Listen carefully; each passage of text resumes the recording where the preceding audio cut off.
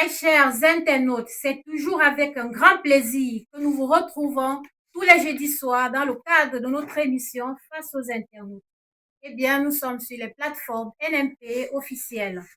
Merci de liker, de partager, mais surtout, restez scotchés.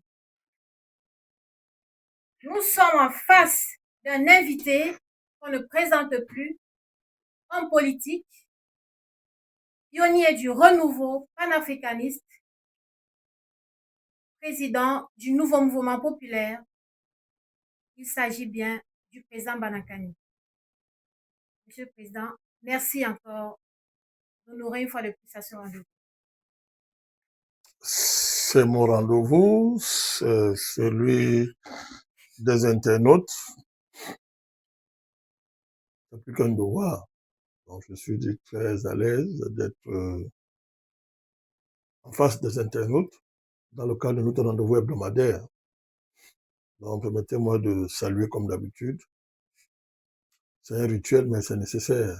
C'est inévitable. C'est juste de faire ça. Je remercie tous ceux et toutes celles qui, de près ou de loin, soutiennent nos plateformes, que ce soit moralement, financièrement, matériellement, intellectuellement. Je voudrais leur dire merci. Dire merci vraiment. Faute de pouvoir les remercier à titre individuel, à chaque fois que j'ai l'occasion, je leur témoigne ma reconnaissance pour leur signifier que nous suivons de très près ce qu'ils font. Et ça nous encourage beaucoup. Je leur dis merci.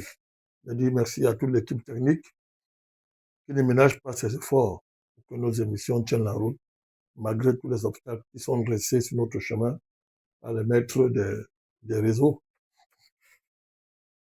et qui se sentent menacés par notre démarche. Voilà. Je suis désolé pour eux. Ça ne nous empêchera pas de continuer, d'être encore plus déterminés dans le cadre de notre combat numérique. Voilà. Je salue nos abonnés aussi. Je suis ravi d'être en face de nos internautes. Voilà. Merci, Président. Vous l'avez certainement remarqué, je ne serai pas seul sur ce plateau.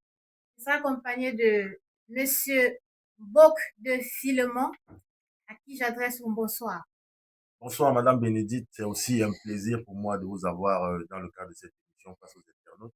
Une émission qu'on ne présente plus, une émission auquel les abonnés sont attachés. Et c'est aussi un réel plaisir pour eux d'avoir le président Bandakani qui prend toujours soin de répondre à leurs préoccupations et apporter des éclaircies dans la marche géopolitique. Une fois de plus, bonsoir à nos internautes, bonsoir à nos fidèles téléspectateurs et bonsoir au président Bandakani qui a passé. Président Bandakani, bon après-midi. Bonsoir, bon le monde 2. C'est toujours un plaisir de me retrouver en face de vous. Voilà. Merci, Président. Vous savez, c'est déjà une coutume, presque quotidienne, quasi quotidienne, de nous retrouver ici chaque jeudi, partager ces différentes préoccupations que les différents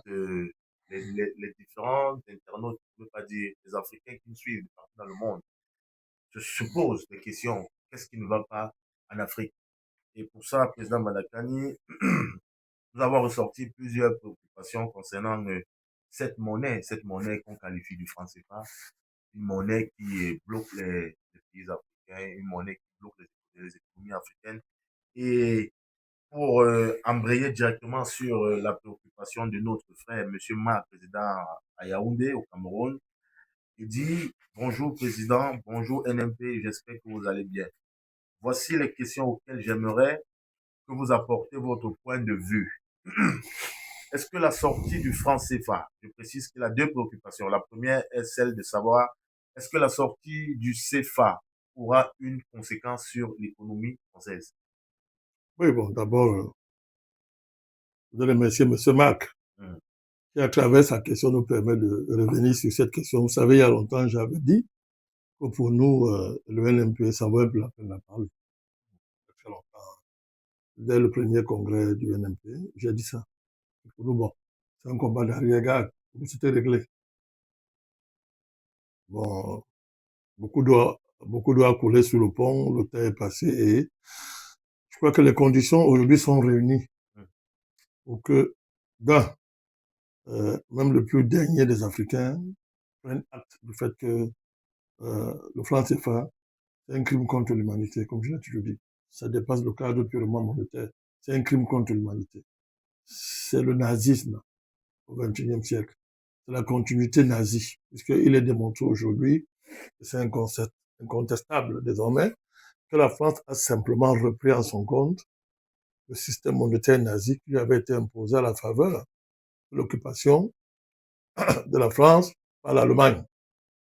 Bon, on ne comprend pas que le nazisme soit qualifié comme du plus grand péché, du plus grand crime de l'histoire de l'humanité, et que le système monétaire nazi soit une bonne chose quand c'est l'Afrique. Il y a quand même là quelque chose d'extraordinaire que les zélateurs du franc CFA doivent assumer. Non seulement assumer, pouvoir expliquer aux Africains. Bon, le débat, il est clos à ce niveau. Nous perdons un peu le temps dessus. Voilà pourquoi j'en parle très peu désormais dans nos émissions. Pour moi, tout ce qui se fait, tous ceux qui veulent défendre le franc CFA, ils me font pitié. Moi, ils me font vraiment pitié. C'est-à-dire que ça fait rire, quoi. Donc, bon, comme Marc nous permet de parler de franc CFA, donc je vais donc jouer le jeu. Allez-y. D'abord, est-ce que la sortie du franc CFA aura une conséquence sur l'économie française? D'abord, pour savoir si il y a des conséquences sur l'économie française, au cas où le franc CFA disparaît, et il va disparaître, ces jours sont comptés. Il faut déjà voir comment la France justifie le franc CFA 1. Comment la France justifie le franc CFA. À partir de la justification officielle que la France met en avant pour vanter le franc CFA, on peut dégager, n'est-ce pas, des pistes pour voir ce que la France va perdre au cas où le franc CFA n'existerait plus. Deuxièmement, il faut considérer le franc, quand on dit franc CFA, zone monétaire, il faut sortir du caractère un peu abstrait pour regarder concrètement ce que ça signifie. On peut dire que c'est une espèce, ça fonctionne comme la banque. Hein. C'est-à-dire c'est un endroit où la France nous vend des prestations monétaires. La France,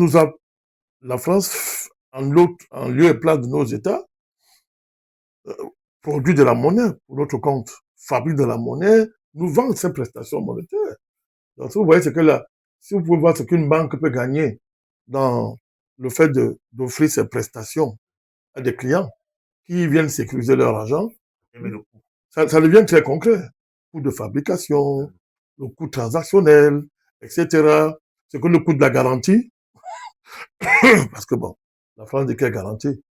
Elle est la grande garante de la zone franc. La garantie, ça se vend. La garantie a un coût. Personne ne garantit, quoi que ce soit, par philanthropie. Ça n'existe pas. Ce garantie, c'est un risque que vous prenez.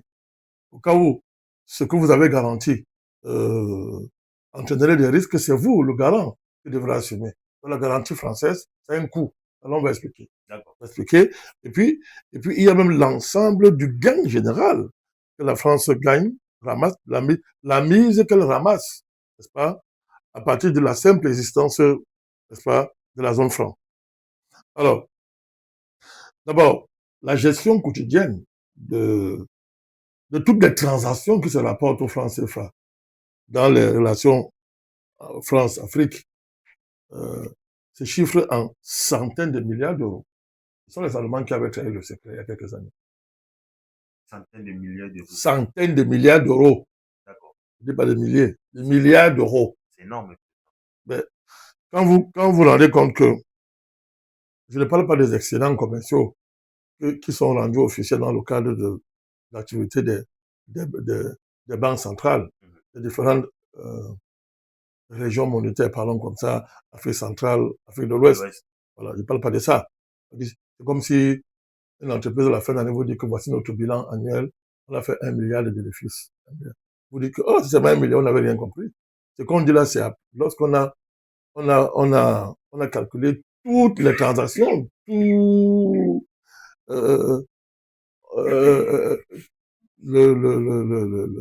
les amortissements, le retour sur investissement, euh, la rémunération des actionnaires, etc. C'est après tout ça qu'on vous dit que bon, le bénéfice c'est 1 milliard. Donc, c'est pas 1 milliard. Vous voulez voir tout ce qui a été généré comme gain. Donc, c'est pareil pour la zone franc. Ça, parce qu'on vient vous dire que les chiffres que la France donne purement, ça fait rire. Mais le problème, c'est les services, ce sont des prestations monétaires qu'on nous vend. Cet argent est placé, d'abord. Maintenant, en termes de fabrication, on nous vend ça. On nous vend ça. Donc, les transactions journalières qui se font autour de nos devises qui sont gardées aujourd'hui, c'est dans la Banque européenne, parce qu'elle a réussi à transférer ça là-bas. Ça génère des milliards, des centaines de milliards d'euros par an. C'est cela qu'il s'agit. Combien nous on gagne dedans? C'est ça le vrai débat. Combien nous on gagne dedans? Alors, si vous comparez ce que nous gagnons dedans et ce que la France gagne, vous voyez le vol, vous voyez le pillage. Mais ça, c'est purement ce que j'appelle des gains de gestion quotidienne. Maintenant, le vrai débat, il est sur ici. Revenons donc sur la méthode que j'emploie. J'ai envie de faire œuvre de pédagogie simplement, pour que tout le monde comprenne.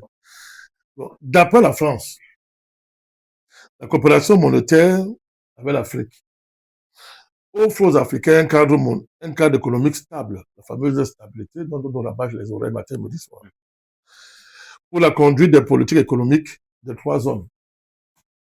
Bon, la zone centrale, l'Afrique de l'Ouest, et comment, je crois. Comment. Donc, l'ancrage à l'euro a plusieurs avantages. Meilleure résistance des économies africaines au choc macroéconomique, dit-on, permet de maîtriser l'inflation en assurant la stabilité de la devise, ce qui est favorable aux échanges et aux investisseurs.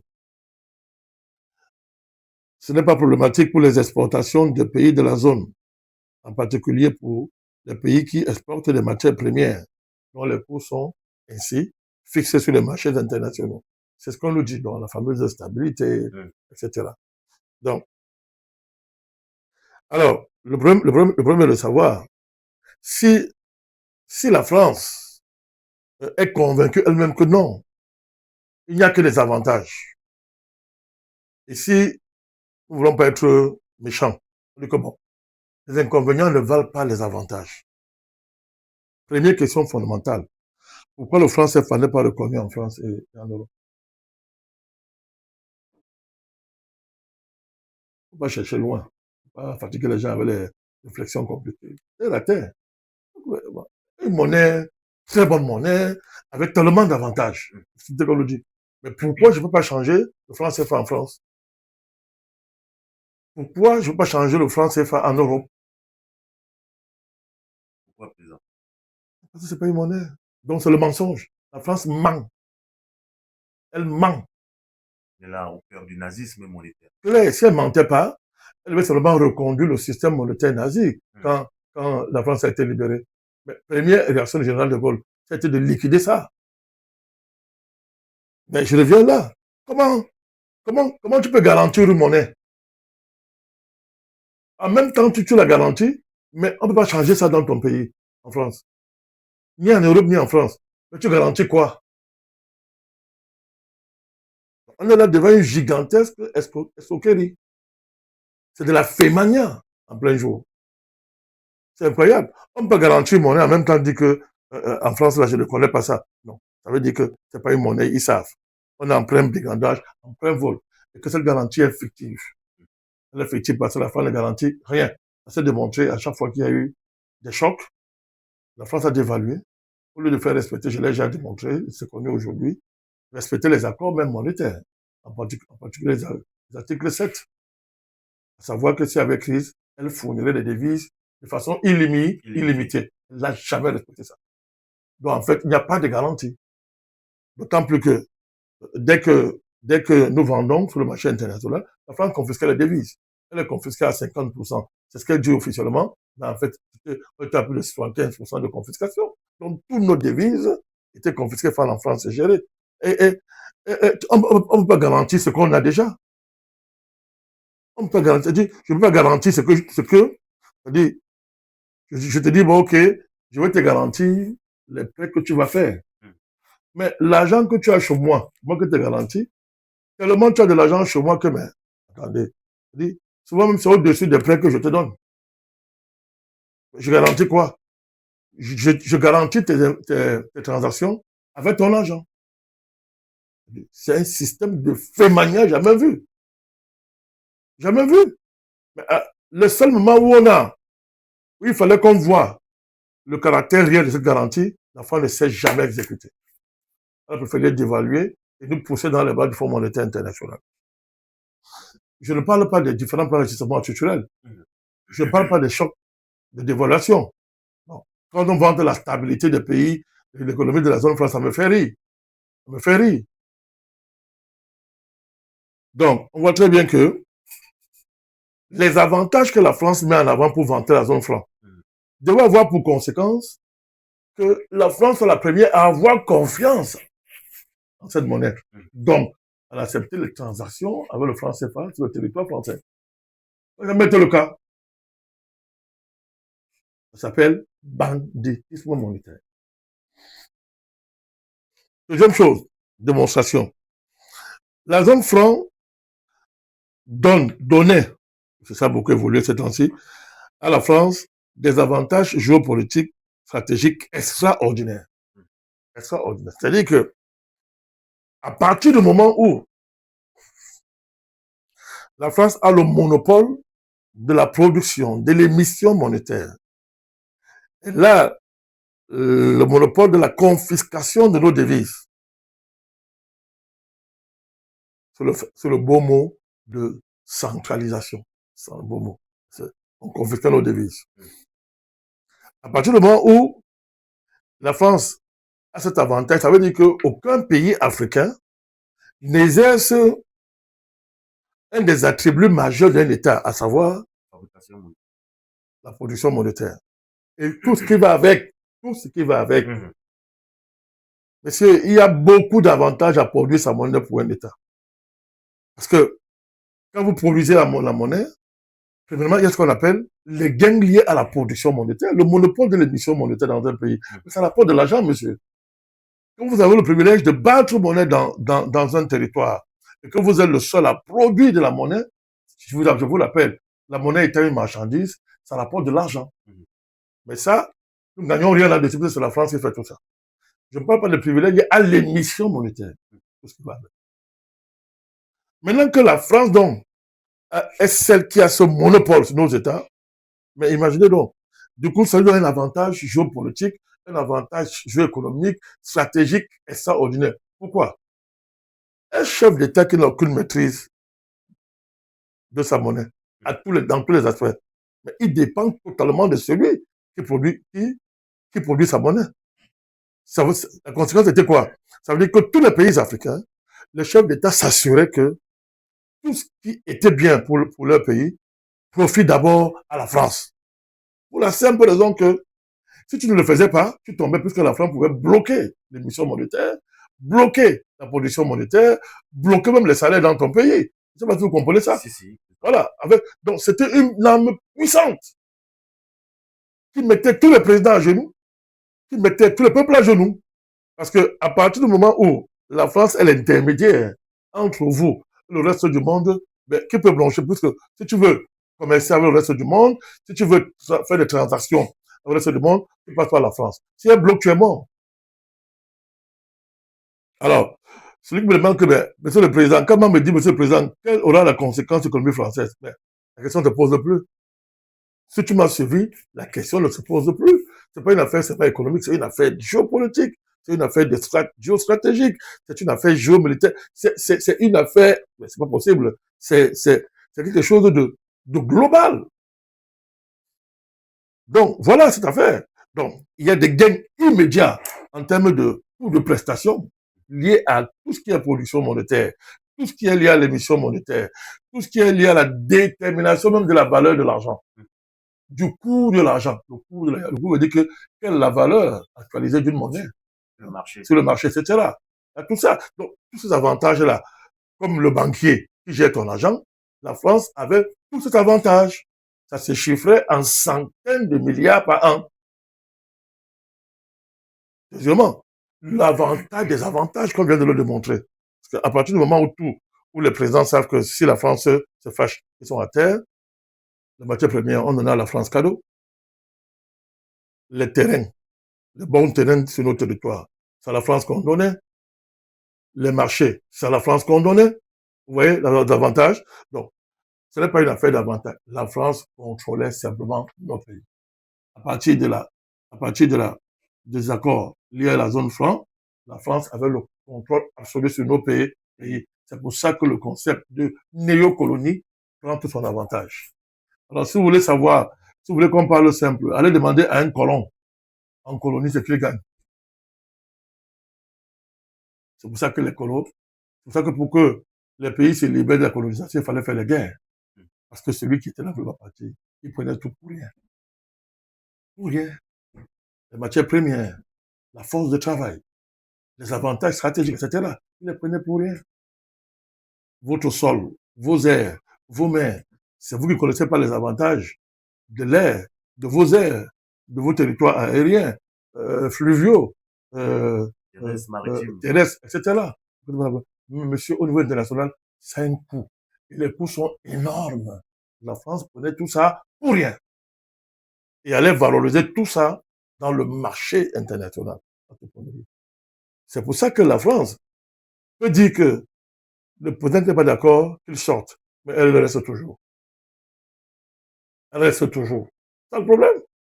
Donc, enfin, alors, pourquoi donc tuer les présidents? Pourquoi renverser les chefs d'État qui ont voulu quitter ce système? Si on nous sommes impurs, on ne pas citer les autres. Pourquoi on faisait les coups d'État à ces présidents quand ils ont voulu remettre en cause cette affaire? Pourquoi? Donc, parce qu'ils allaient mettre le sable dans le tapioca de la France. Donc, c'est tous ces avantages-là que la France refuse de perdre. Voilà. Donc, même bon, maintenant, les choses ont évolué. Le monde a évolué. Le monde aujourd'hui, la France n'est plus comment on dit ça, n'est plus le seul aéroport où les avions africains pouvaient atterrir.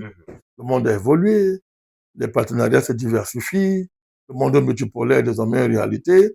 Les pays africains, avec le temps, ont appris à jongler.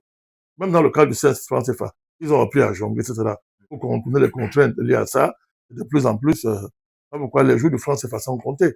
Mais de là, il ne faut pas prêter l'oreille à tous les vendus qu'on a payés pour venir tenter de justifier l'injustifiable. Je répète encore, si vous justifiez le franc CFA, vous justifiez le nazisme, vous justifiez Hitler. On ne peut pas dire que Hitler, c'est le plus grand méchant de l'humanité. Je trouve que non. Même comme il était méchant, le système monétaire était bon. Or, il est démontré aujourd'hui que la France n'a fait que transférer en Afrique ce qu'elle a démantelé chez elle une fois qu'elle a été libérée. D'accord. Voilà. Nous allons suivre de près ces évolutions sur le plan monétaire parce que le président patriarche a acté la sortie.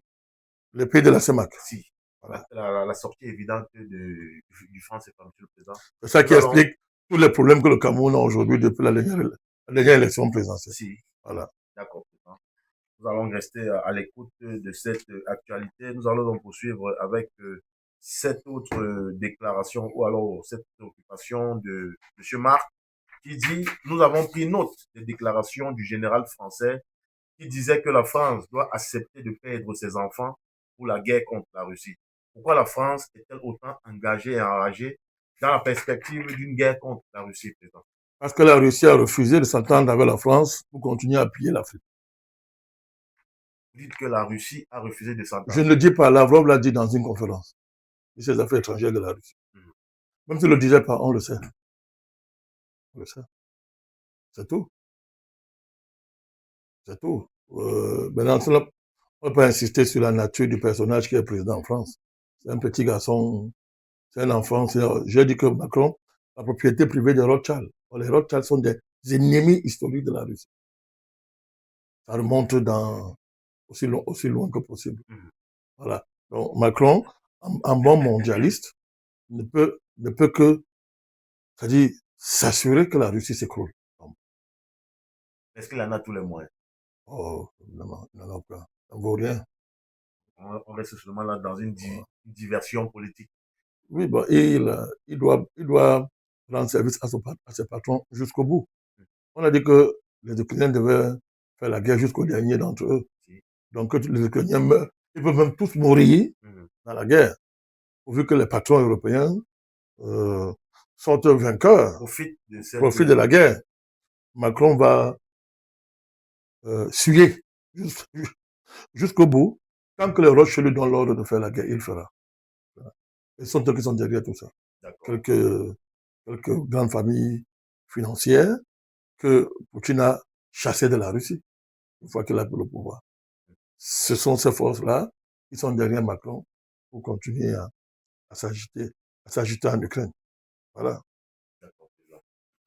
Merci, Président, pour cet éclairci. Nous allons continuer avec toute autre question de M. Temeni Djetik Evry, président à Douala au Cameroun. Il dit bonsoir, Président Banakani, et bonsoir aux camarades de combat qui constituent le staff technique. Premièrement, je voudrais vous adresser avec désolation mes condoléances par rapport au décès du président Anissé Kani, avec qui vous avez mené des combats politiques depuis les années 90 et auprès de qui vous avez fait vos classes politiques. Que son âme repose en paix. Je sais que le NMP a formé et forme plusieurs jeunes dans le parti. Mis à part vous et le grand monsieur Bertrand Tassinda, que je salue en passant, que je vois sur les plateaux télévisés et radio au nom du parti, il n'y a pas d'autres militants qui vous représentent. Je voudrais savoir pourquoi vous n'envoyez pas aux autres jeunes militants pour représenter sur les chaînes. Pourtant, ils sont capables de mener des interviews avec un certain professionnalisme. Ce n'est pas aller exprimer sur les questions de la nation sur d'autres chaînes qui peuvent les dépasser, à mon humble avis. Bon, je réponds d'abord.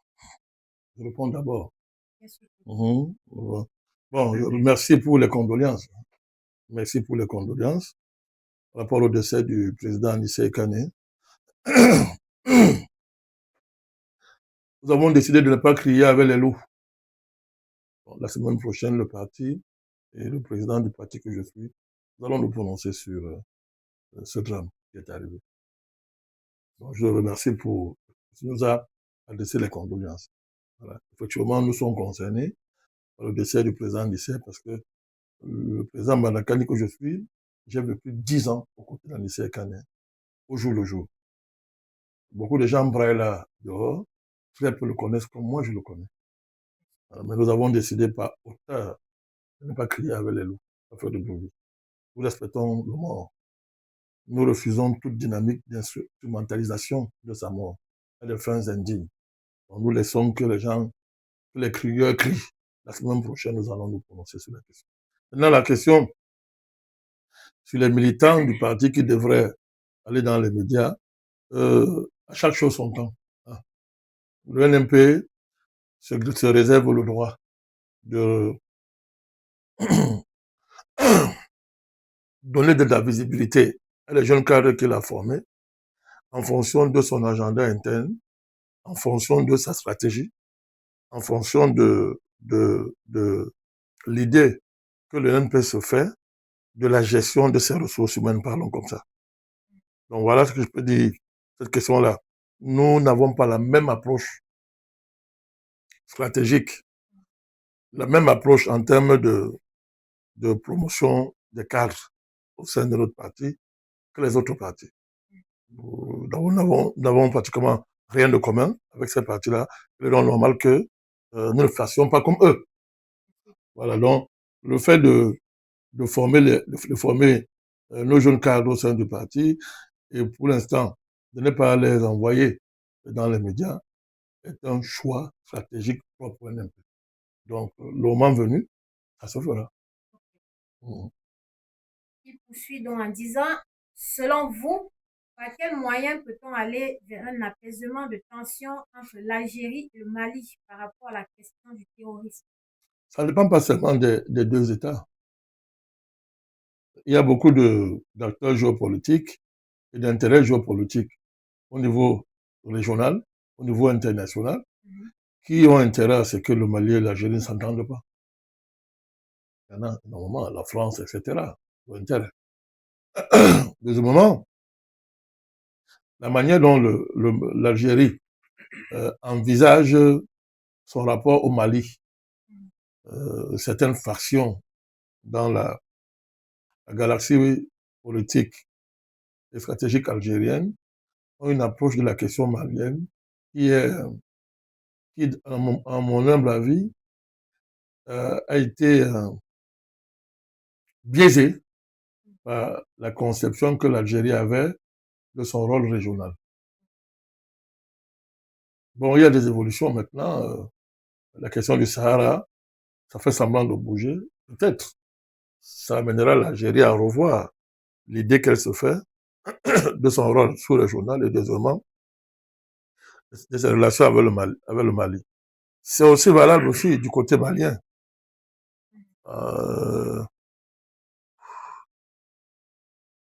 Le Mali a des défis urgents. Et cette urgence détermine la réaction des dirigeants maliens face à la façon dont Alger aborde la question du terrorisme. Pour voir ça. Donc, je pense que le temps faisant, le sens de la responsabilité des dirigeants des deux côtés aidant, les évolutions géopolitiques comme les évolutions sur la question du Sahara s'imposant aux uns et aux autres, nous pensons que le bon sens et la raison politique et géopolitique vont primer sur l'urgence, du moins sur les urgences, deuxièmement sur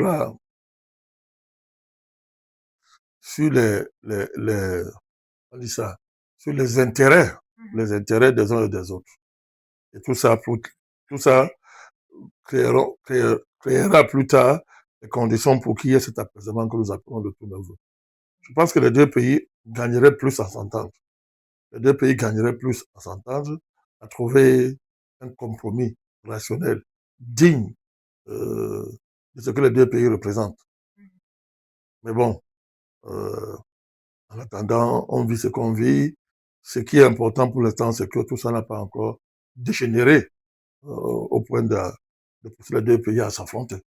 On est déjà très content qu'on ne soit pas arrivé là. Voilà. Mais nos positions sont connues. Hein. Nous ne sommes pas d'accord avec la diplomatie algérienne dans son rapport au Mali.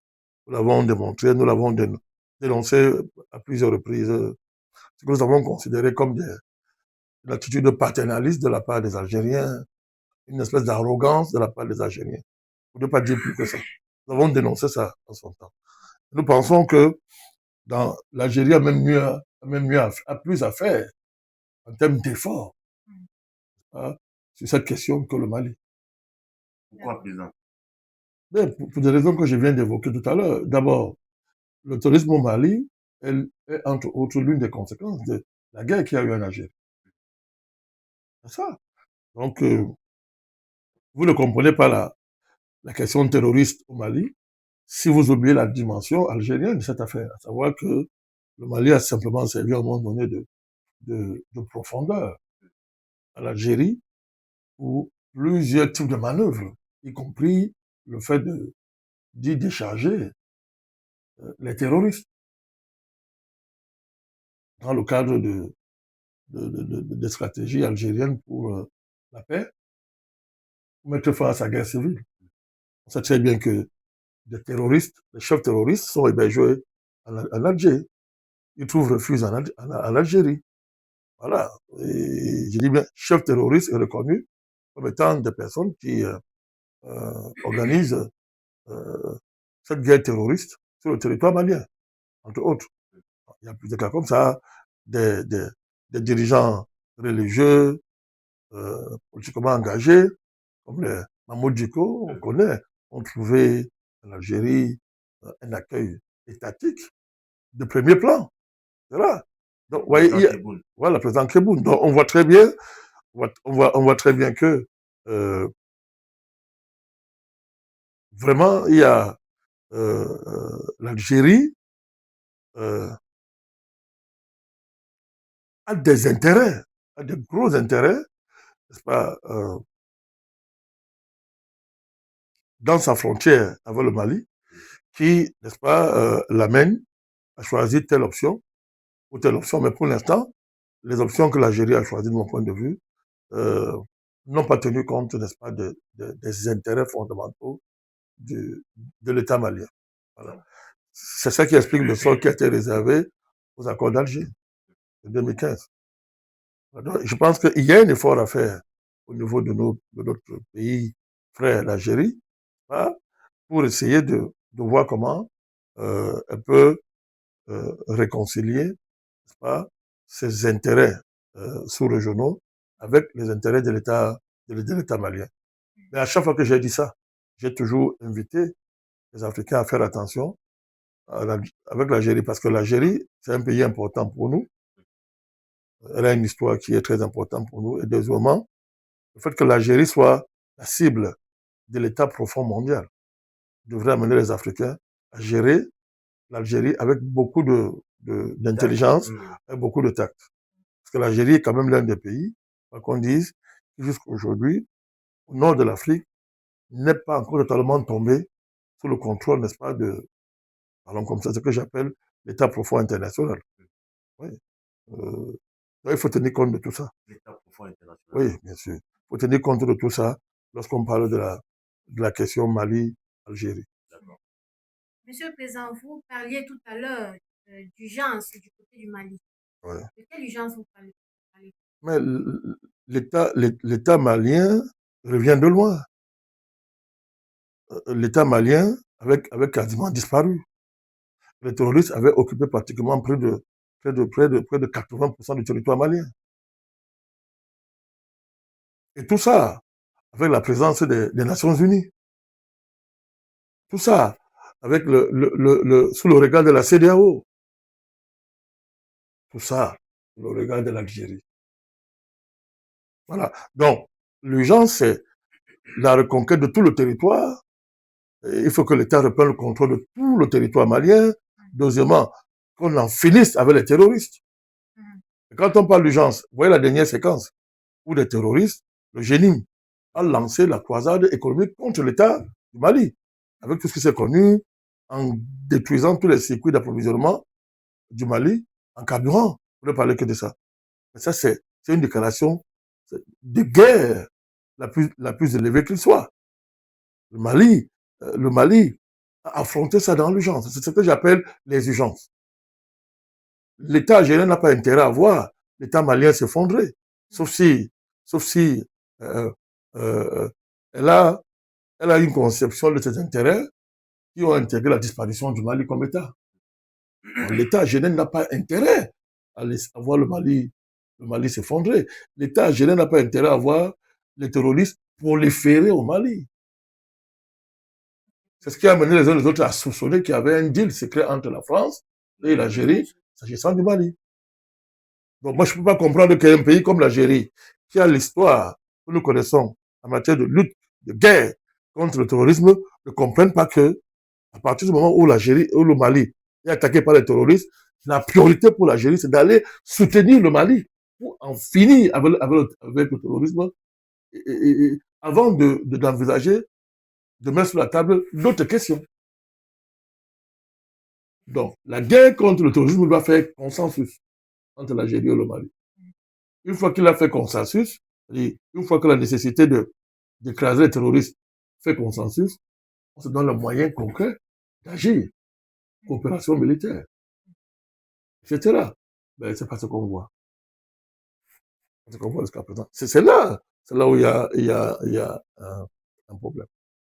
On espère qu'avec vos éclaircies, peut-être avec votre voix, ils prendront tout ce que vous avez dit en compte. Ce n'est pas la première fois que vous intervenez sur ces gros dossiers concernant le Mali et l'Algérie. Monsieur le Président, continuons donc avec cette autre préoccupation de monsieur Djemeni Dietik. Question 3, ouais. Il dit quel est votre avis sur la gestion de la Tanzanie par la présidente actuelle récemment réélue? Par ailleurs, peut-on compter sur elle dans le combat panafricaniste? Oh, ben, c'est évident que je la soutiens. Puisqu'on sait très bien que ce sont les Occidentaux qui organisaient le désordre en Tanzanie, parce qu'elle est très avancée dans une coopération avec la Russie, elle est très avancée dans des relations avec la Russie, etc. Et voilà, les Occidentaux ne tolèrent pas ça. Et ils ont fait comme d'habitude, organiser une révolution de couleur pour amener le Tanzanie dans le giron de l'Occident. De ce point de vue, il n'y a pas de débat. Elle a tout mon soutien. Voilà. Bon, maintenant, est-ce qu'on peut compter sur elle dans le cadre du combat panafricaniste? On verra. On verra. Mais pour l'instant, en termes de défendre la souveraineté pure et simple de la Tanzanie, elle a notre soutien. Elle a votre soutien, c'est ce qu'on retient de cette occupation. Monsieur le Président, revenons donc sur l'autre question de Monsieur Karim Abdul depuis Marois. Il dit bonjour, Président Bandakani. Même si ma question peut sembler vicieuse, je voudrais vous rassurer qu'elle ne l'est pas. Elle est basée, et je voudrais insister là-dessus, sur les meilleures intentions du monde. On observe un peu partout en Afrique récemment des évolutions notables et appréciables sur le plan infrastructurel, notamment dans les pays dont la ligne politique est totalement soumise à l'Occident. À l'exemple du développement infrastructurel des villes comme Abidjan ou Cotonou. Et malgré mes cris sur la structuration quasi autodestructrice sur le long terme de leur modèle économique, en face, nous avons des pays comme le Cameroun n'ayant pas cette même position à l'international et pour lequel nous devons avoir la lucidité et la sincérité de constater un délabrement infrastructurel déplorable. Ma question est la suivante. Ne pensez-vous pas qu'il y a un péril réel du panafricanisme s'il continue à supporter un monsieur comme le président Paul Biya? Je le dis parce qu'avec le temps, il est de moins en moins évident de justifier les bienfaits de son action pour la population quand en face, le gap sur le plan économique se pose et s'élargit. Confère la comparaison des budgets des États camerounais 7 735,9 milliards en 2025 et ivoirien 15 339,2 milliards en 2025. Étant donné que la politique semble assez souvent suivre la loi du nombre et que ce nombre n'est pas toujours éduqué sur les questions économiques, n'avez-vous pas peur de la puissance, de la crédibilité du mouvement panafricaniste soit emporté par le déficit qui se crée entre le Cameroun dirigé par un patriarche supposément panafricaniste et les autres pays dirigés par des vassaux de l'Occident dans le temps? Bon, mon cher Abdul Karim, c'est ça? Si. Bon, vous dites que votre question n'est pas vicieuse. Je vous crois au mot. Je vous crois au mot. Parce qu'elle n'est pas nature vicieuse, votre question. Quand on vous écoute, le développement infrastructurel peut être assimilé au développement dans les pays africains, en particulier dans les contextes ivoiriens et camerounais. Bon, moi, allez en Côte d'Ivoire, hein. Allez dire ça aux Ivoiriens, en Côte d'Ivoire. En Côte d'Ivoire le dit, si un pays se développe, lorsque, malgré les infrastructures que l'on fait semblant de construire tous les jours, le pays échappe totalement à ses populations.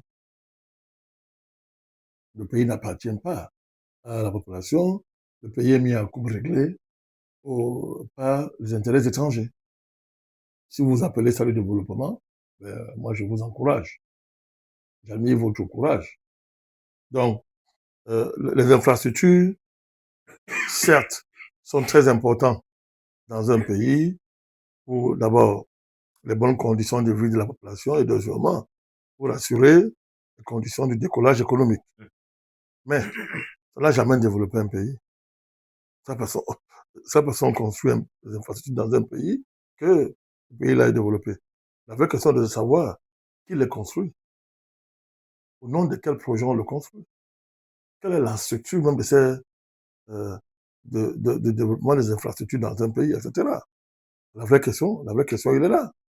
Elle est là. Donc, si vous regardez tout ça, vous allez comprendre que ce n'est pas une affaire de venir dire que l'autre a un budget de 7 milliards, 735,9 milliards, et l'autre a 15 339,2 milliards en 2025. Ce n'est pas une affaire de volume du budget. Un pays n'est pas développé parce qu'il a un gros volume budgétaire. Une fois de plus, un budget, ce n'est qu'un budget, c'est un ensemble de prévisions en termes de recettes et de dépenses. Le problème, une fois de plus, c'est le véritable ratio, le ratio structurel qui est entre les recettes et les dépenses d'une part et les éléments constitutifs de ce budget, la structure de ce budget. Un budget néocolonial peut même s'élever à 100 000 milliards en termes de prévision. Mais le rôle de ce budget sera simplement de développer la néocolonisation au détriment des populations locales et elle va les laisser avec un fardeau ahurissant de dettes. C'est l'esclavage à vie. Il y a des gros budgets en termes de volume qui nourrissent le statut d'esclavage du pays concerné. C'est le cas de la Côte d'Ivoire. Ce n'est pas un débat, c'est un fait. Maintenant, le Cameroun peut-être a un petit budget, mais le Cameroun n'a plus de maîtrise de son économie que la Côte d'Ivoire n'en a. Maintenant, même en termes de développement infrastructurel, tous les statistiques le démontrent. Hein. À l'état actuel, en termes d'infrastructure, le Cameroun n'a rien à envier à la Côte d'Ivoire. Au contraire, en termes d'infrastructure, le Cameroun est mieux loti que la Côte d'Ivoire. Ça va surprendre certains, mais c'est un fait. Il est évident qu'au Cameroun, aujourd'hui, le niveau de dégradation d'infrastructures est très avancé. C'est un fait.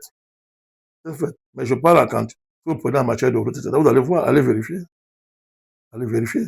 En termes de kilomètres de route, le Cameroun est devant la Côte d'Ivoire. Maintenant, toutes les études qui ont été faites par une institution comme la BAD, qui n'est pas commandée par le Cameroun, ont démontré que, à tout point de vue, le Cameroun était mieux solide, mieux structuré en matière économique que la Côte d'Ivoire. Donc, je ne sais pas de quoi est-ce que vous parlez, mon cher Luc Karim. Je ne sais pas de quoi vous parlez. Vous-même, allez vous-même vous renseigner sur, faites des recherches sur la Côte d'Ivoire et comparable au Cameroun. Vous revenez ici, on va continuer à échanger. Vous allez voir que ce que je suis en train de vous dire est indiscutable. Donc, les faits sont là. Donc, le problème, de ce point de vue, des panafricanistes conséquents n'ont aucun problème par rapport à savoir si on va perdre la crédibilité parce qu'on soutient le partage phobia. On le soutient parce qu'il est panafricaniste, parce qu'il pose des actes panafricanistes. C'est un fait. On le soutient pour ça. Bon, si vous pensez que parce que M. Ouattara construit les ponts et les routes, même là où il n'y a pas d'eau, même là où il n'y a pas besoin, il voit, dès qu'il y a un marécage quelque part, il vient construire un pont. Si vous pensez qu'en faisant ça, les panafricanistes, non, c'est pas ça le panafricanisme. Ça n'a rien à voir. Donc, ce n'est pas une affaire de gros budget, de manière fondamentale. Ce n'est pas l'affaire de volume de milliards qui constitue un budget en termes de valeur monétaire. Non, c'est pas ça. C'est que, est-ce que ce pays-là a réellement la maîtrise de son économie? Est-ce que cette économie-là enrichit les populations du pays? Ou bien c'est l'économie de pillage? Pillage.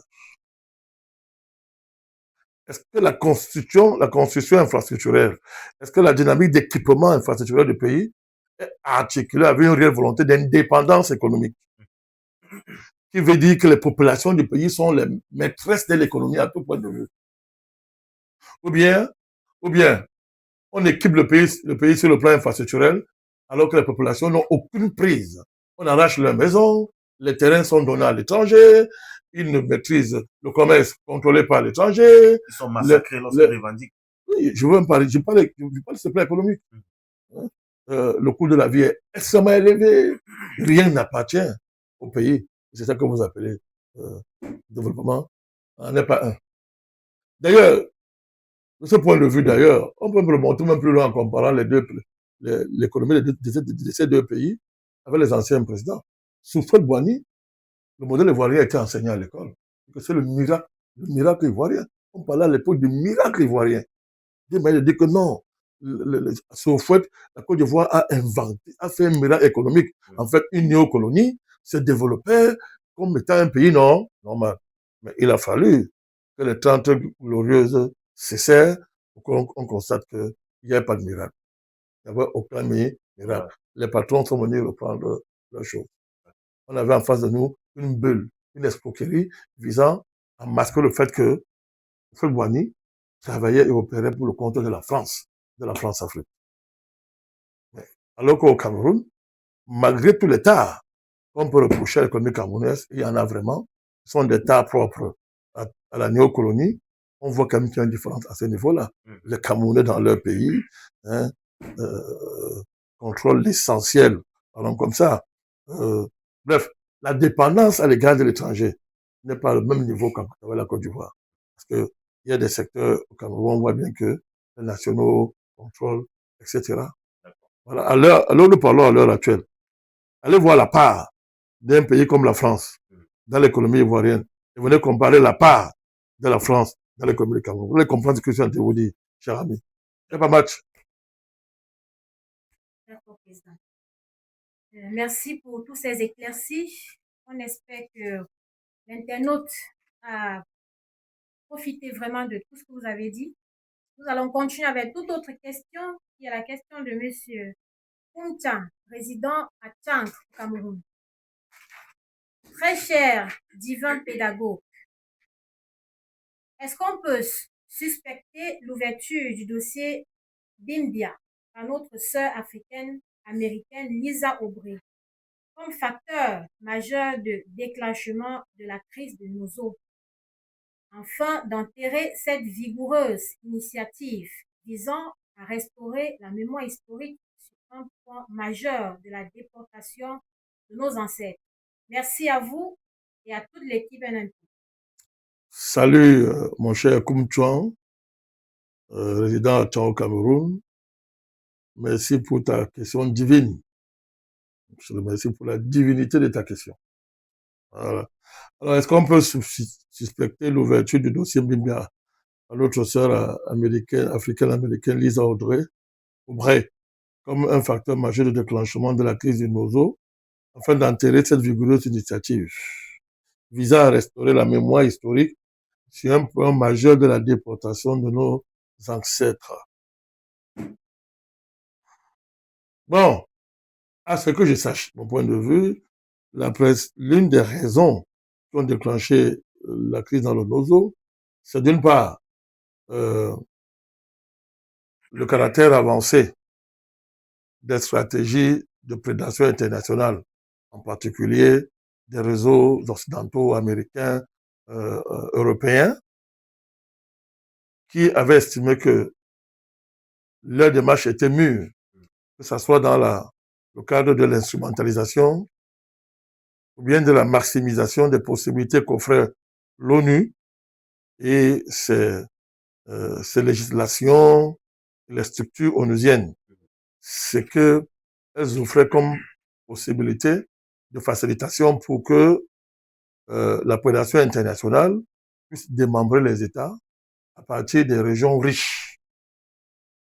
J'ai expliqué ça plusieurs fois, à savoir que l'ONU sous Kofi Annan a cité un pacte avec les multinationales, un pacte de prospérité. Ça fait rire tout ça. Hein, prospérité. Or, derrière, il y avait la stratégie des multinationales occidentales visant à recoloniser les pays africains et de conquérir nos matières premières. C'était le plan. Alors, l'instrument juridique officiel, ça a été de retourner contre elle-même le dispositif onusien qui fait la promotion de l'autodétermination des peuples. Donc, ils ont joué là-dessus et ils ont créé une organisation qu'on appelle United Nations People Organization. Donc, en réalité, on dit qu'on fait la promotion de l'autodétermination des peuples, mais c'était la couverture pour encourager le détachement de régions riches de pays qui étaient visés par cette dynamique-là. Donc, c'est la prédation internationale qui va accélérer les événements dans le Nozo. Alors, j'ai à parler de cet américano-pakistanais qui s'exprimait sur Internet ouvertement en disant que ces régions leur appartiennent. Ils ont signé les accords avec les acteurs essentiels de de la galaxie amazonienne, et que bon, ça leur revient de droit. On a vu ça. Il s'appelait Zulfikar Rachid. Hein, c'est le dossier Kilimanjaro sur lequel j'avais beaucoup insisté. Ça, c'est d'une part les manœuvres de la prédation internationale. D'autre part, les raisons internes, c'est les ambitions des élites endocoloniales locales, en particulier les élites de la région, de la région du Nozo, hein, qui, dans leur stratégie de conquête du pouvoir, dans leur lutte pour la succession du président Biya, ont joué sur cette donnée-là, qui est historique, avec les éléments géopolitiques qu'ils viennent de mettre sur la table. Elles ont parié dessus dans le cadre de leurs ambitions de prendre le pouvoir.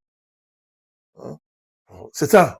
Voilà les deux raisons qui, de mon point de vue, ont accéléré les événements dans le Nozo.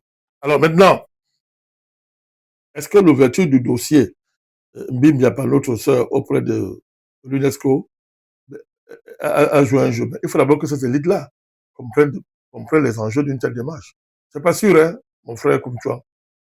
C'est pas sûr que déjà les élites là comprennent les enjeux qui sont autour de cette démarche. Parce que ce que Mme Lisa Aubry a déclenché demande un certain niveau de compréhension des enjeux, un certain niveau d'information pour voir ce qui est en jeu quant à l'inscription du site Mbimya dans le patrimoine mondial, comme on le fait dans le cadre de l'UNESCO.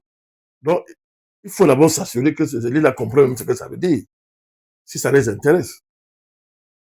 Alors, à partir de ce moment-là, oui, ça pouvait consécuter leurs ambitions, c'est évident. Parce que si le site Mbimya passe, n'est-ce pas, allons comme ça, sur les critères qui permettent qui permettent au niveau de l'UNESCO d'avoir le statut tant convoité de patrimoine mondial. Bon, il est évident que ça peut compliquer les démarches des Amazoniens, mais même avec ça, ils peuvent toujours agir. C'est la question d'un site, là où les gens parlent d'indépendance d'une région. La question d'un site, la question du site a peut être réglée dans le cas où, que ce soit dans le cas où la sécession aura abouti et qui est impossible, n'arrivera jamais, ça se règle. Comme ça peut toujours se régler au cas où, ça peut se faire alors que les gens sont continuent à revendiquer leur prétendue indépendance. Voilà. Donc moi je pense que ça soit le facteur majeur qui a déclenché la crise dans le Nozo. C'est ce que je suis en train d'expliquer. Maintenant, il faut très bien s'assurer que cette initiative vise vraiment à restaurer la mémoire historique. Hein. Attention, parce que moi, tout en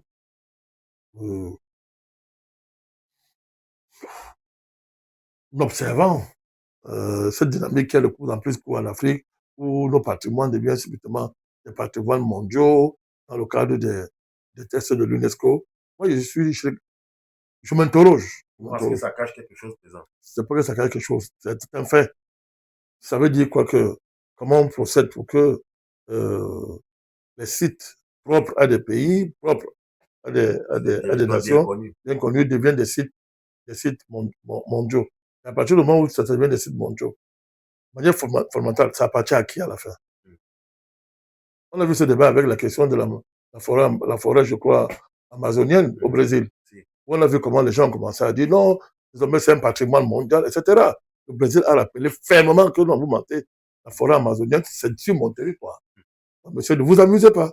Donc, qu'est-ce qu'il y a? C'est très bien. C'est quoi tout ce patrimoine mondial? Oui, tout ça. Bon, ouais, mais quand ça vient des personnes, parce que les créateurs de l'UNESCO, il ne faut pas l'oublier, l'UNESCO a été créé par qui? Par des mondialistes. Et leur projet, ce n'est pas l'amour de la culture, ce n'est pas l'amour de la mémoire historique que chaque pays devrait avoir, n'est-ce pas, de son passé. Et de la manière dont cette société envisage de se projeter dans le futur. Donc, est-ce que vous êtes sûr que tout ce qu'on voit là avec l'UNESCO vise vraiment à restaurer la mémoire historique de ces questions-là? Parce qu'il n'y a pas seulement qu'on qu'on restaure la mémoire historique. Une fois que la mémoire historique est restaurée, il faut qu'on tire toutes les conséquences de ce qui s'est passé. Donc, donc voilà, on n'a pas besoin de transformer les lieux vivants en musées. Ce style des musées mondiaux. Voilà. Donc, donc, je me fie beaucoup de cette affaire de l'UNESCO. Je regarde ça vraiment avec une certaine distance parce que l'UNESCO est connu, on connaît qui sont derrière, etc. On voit tout ça, ce sont des institutions mondialistes. Et on connaît le projet mondialiste. Est-ce que le projet mondialiste est compatible avec la nécessité non seulement de restaurer la mémoire historique, mais aussi de tourner cette restauration dans le sens de la libération du continent. De ce point de vue, il n'y a pas de libération sans souveraineté culturelle, sans capacité d'initiative culturelle qui puisse réconcilier le passé avec le présent dans le but d'inventer un futur. Le futur qui est important. Le futur qui est important. Donc, voilà, c'est ce que je peux dire à mon ami comme toi, en disant que bon, voilà ce que je peux te dire. Hein. Voilà, par rapport à ça, par rapport au lien qu'il y a entre le déclenchement de la crise du Nozo et l'ouverture du dossier Bimbia. D'accord, Président. Merci pour les éléments de réponse que vous avez apportés. Nous allons poursuivre avec la question de M. Noblesse Ngas, résident à Douala, au Cameroun. Il dit bonjour au président Banakani. Je suis au regret de rappeler que vous n'avez jamais répondu à mes questions. Toutefois, je voudrais ce jour reposer une autre question. Président Banakani, j'ai entendu ces derniers temps parler du projet de construction d'une nouvelle raffinerie de pétrole du côté de Kribi, à l'initiative de la Société nationale d'hydrocarbures, SNH. Prière pour vous, prière si vous, autant pour moi, vous avez connaissance d'éclairer ma lanterne sur ce projet, notamment les partenaires impliqués. Merci d'avance. Bon, je voudrais saluer Noblesse Ngas. Il se plaint qu'on n'a jamais répondu à ces questions. Ça montre son attachement à nos plateformes. Je suis heureux qu'aujourd'hui, on réponde à une de ces questions. Et on va s'assurer que dans les jours qui viennent, qu'on réponde à ces questions. Voilà, donc je me fais prendre ça comme ça. Voilà. Bon, maintenant, pour la question de la nouvelle raffinerie. Bon, il y a tout un bruit, un grand bruit qui est fait à propos de cette initiative. Oui, le projet, il est là. Il est là, il est vraiment là. Bon, je crois qu'on a fait un lancement le 17 juillet 2025. On a fait un lancement là-bas. Bon, c'est un projet qui est mené par la SNH, avec des partenariats, dans le cadre de partenariats avec des entreprises nationales comme Tradex, mais aussi d'autres entreprises internationales. Ariana Energy, Consortium RSCG. C'est un complexe industriel qui est censé s'étendre sur 250 hectares, qui va comporter une raffinerie modulaire capable de dégager 30 000 litres de barils par jour en termes de production, mais qui va aussi comporter un grand dépôt de stockage dans le but d'essayer un peu de renforcer l'autonomie énergétique du pays. Donc, les buts sont clairs, les buts affichés sont clairs, réduire les importations de produits pétroliers dans le pays, sécuriser l'approvisionnement et stimuler l'économie du pays. Voilà, tout ça. Donc, nous regardons ça, dans ce projet-là. Sur le papier, c'est beau, c'est bien. Sur le papier, c'est bien. Mais est-ce que, en la matière, on a tiré les leçons de ce qui s'est passé avec la Sonara? Est-ce qu'on a bien tiré les leçons? est-ce qu'on a bien tiré les leçons? C'est un. On a tiré les leçons, c'est comprendre comment on a une raffinerie qu'on nous a vendue, qui n'a jamais raffiné notre pétrole. Et lorsqu'on a vu qu'il y avait des stratégies pour essayer de nous donner les capacités de raffiner notre pétrole, qu'est-ce qu'on a fait? Le dirigeant a été saboté, il est en prison, et à la fin, on a brûlé la Sonara. Ça veut dire qu'il y a des gros intérêts qui n'ont pas... Ils ne veulent pas voir le Cameroun avoir des raffineries qui correspondent à ses besoins et qui sont opérationnels dans le cas de la nécessité de maîtriser notre production en matière de pétrole et de raffiner nos produits pétroliers. Il y a ce fait-là. Alors, ces intérêts-là, est-ce que le projet de CRIB a anticipé sur tout ça?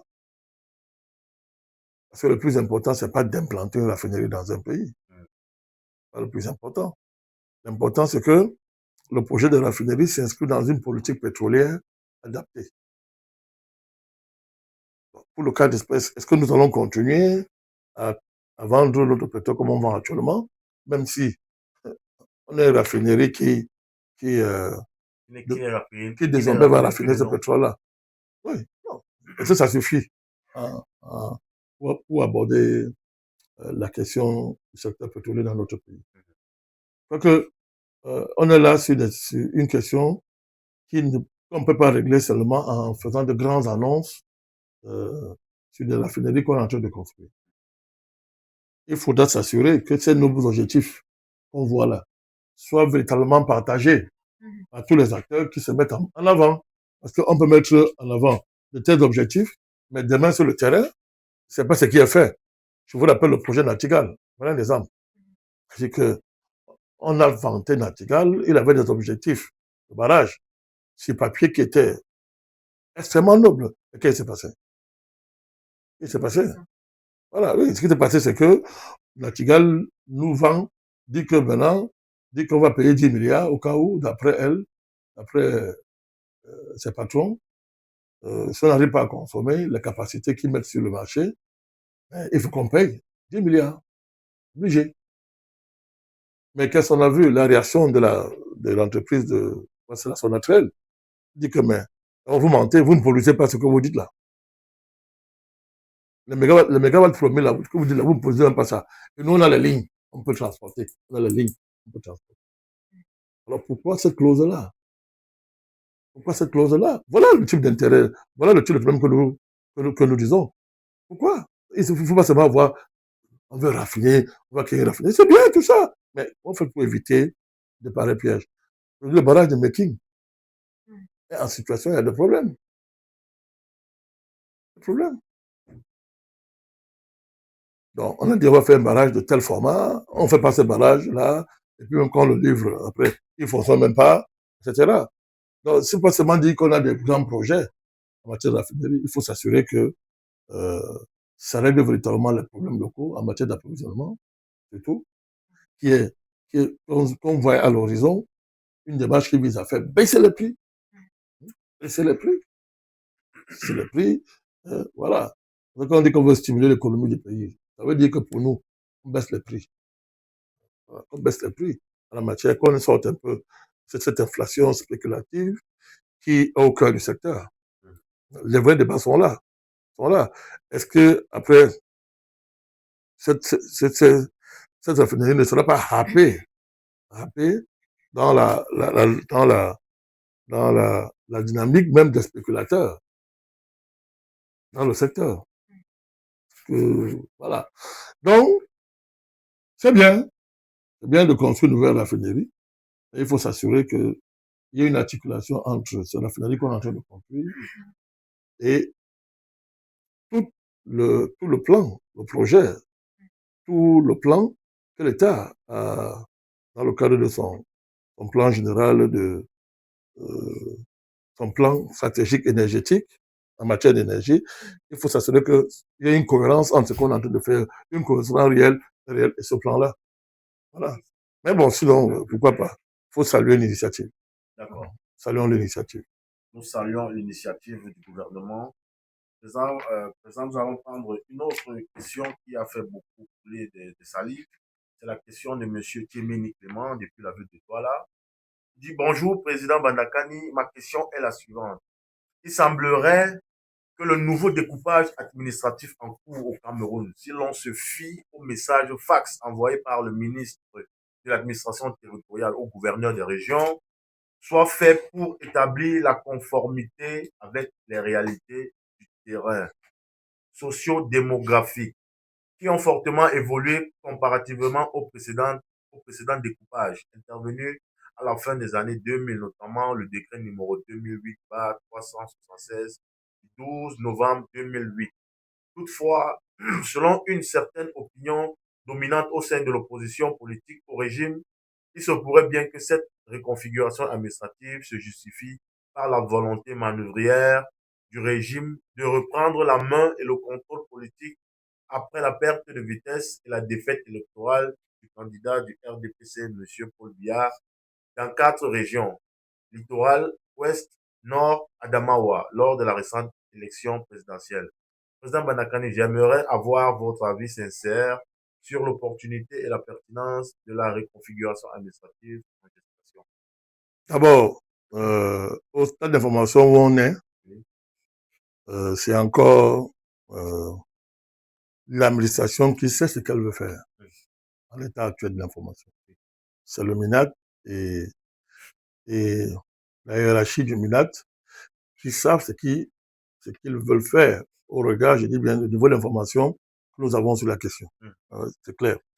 Alors, maintenant, à partir de là, si on se respecte, on ne va pas dire que, voilà, il y a une volonté manœuvrière du régime voulant reprendre la main et le contrôle politique après la perte de vitesse et la défaite électorale du candidat du RDPC dans 4 régions. Je crois que derrière, il y a les enjeux qui dépassent le cadre électoral. Dans la démarche de l'État, on voit bien clairement que faut bien voir le contexte dans lequel nous nous trouvons. Le contexte est travaillé par les enjeux liés à la succession du président.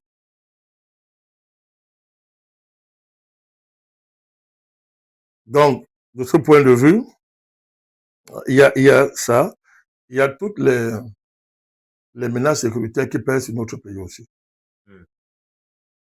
Voilà, donc je crois qu'il y a ces enjeux-là qui, de mon point de vue, sont au-dessus des enjeux purement électoralistes. Il est évident que faut pas être naïf et exclure l'enjeu électoral. Mais du point de vue de l'initiateur de cette démarche, à savoir le chef de l'État, je suis plus très sûr que le président a des problèmes d'élection à l'heure actuelle. Il a été réélu. Voilà. Il est plutôt cette élection, on dit ça, donne au président les moyens politiques de, comment on dit ça, de donner du sens à toute l'action qu'il a menée à la tête du pouvoir dans le cadre de la lutte, la bagarre, la soude-bagarre qui l'oppose à l'Ando Corona. Donc, de ce point de vue, donc, je pense que l'enjeu dépasse vraiment le cadre électoral. Il est question de prendre encore le fait que l'État, tel qu'il est configuré actuellement, c'est que sur le plan spatial et territorial, cette configuration-là n'est plus de nature à donner à l'État la plénitude de moyens en matière de configuration territoriale pour faire face aux menaces qui pèsent sur le pays. Ça, c'est ça, c'est mon point de vue, la motivation stratégique, mon point de vue, la plus importante, la plus factuelle qu'on peut regarder. Donc, l'autre enjeu de mon point de vue, ce sont les enjeux d'intégration nationale, dans le sens de lutter contre le tribalisme qui bat son plein dans notre pays à l'heure actuelle. Il ne faut pas exclure ça aussi. Quand un État décide de reconfigurer la carte administrative du pays, et territoriale du pays, il est évident que la volonté de contrôler politiquement le pays n'est jamais à l'écart d'une telle dynamique. Bon, il est évident que si on modifie les frontières des circonscriptions administratives, etc., c'est pas pour que le président perde le pouvoir, perde le pouvoir, non. Non. Il y a derrière le fait qu'il faut contrôler le pays. Il faut conjurer les menaces, qu'elles soient internes ou externes. Voilà. Donc je pense que on est plus dans une démarche stratégique visant à anticiper sur les menaces qui pèsent sur notre pays. Notre pays est beaucoup attaqué, que ce soit par Boko Haram, que ce soit par les ambazoniens, que ce soit par bon, tout un ensemble de périls, hein, auxquels le pays doit faire face. Bon. Je pense que je ne peux pas dire mieux que ça au regard des informations que je dispose. Je vais continuer à faire des recherches sur la question, à m'informer, pour voir et voir dans quelle mesure, pourquoi pas, on pourrait nous même faire une émission là, sur ce sujet-là. En tout cas, pour me résumer, un État ne modifie pas sa structure territoriale en vain. L'État a des objectifs. Dans le cas d'espèce, on voit, comme je l'ai dit, un ensemble de menaces, la nécessité pour le président de maîtriser le sens qu'il veut donner en dernière essence à sa présidence depuis 42 ans à la tête du Cameroun, pour donner du sens. Il y a un ensemble d'orientations qu'on est en train de voir dans le pays. La sortie du franc CFA, par exemple, la diversification des partenariats, l'avènement des montres multipolaires dans lequel le Cameroun entend jouer son rôle. Et rien que son rôle, la question est de savoir est-ce que la structure, l'organisation territoriale du pays est en conformité avec tout ça, est en phase avec cette dynamique-là. Je pense que c'est la volonté de mettre en phase cette nouvelle donne, n'est-ce pas, stratégique et géopolitique qui nécessite, de mon point de vue, une telle dynamique de configuration territoriale du pays. Vous avez souligné tout à l'heure qu'après cette élection présidentielle, on a vu un certain nombre de clivages entre les communautés. Est-ce que ce découpage ne peut pas aggraver alors sur la situation du tribalisme? Parce que on se souvient avec les récents événements qu'il y a eu du côté d'Uncam, oui, avec ces communautés qu'on a divisées, et aujourd'hui on a des problèmes fonciers. Est-ce que l'État a pris en compte ce côté culturel? Bon, on va voir, parce qu'on ne peut pas parler de ce qui n'existe pas encore. Voilà, on verra. On verra si à la faveur de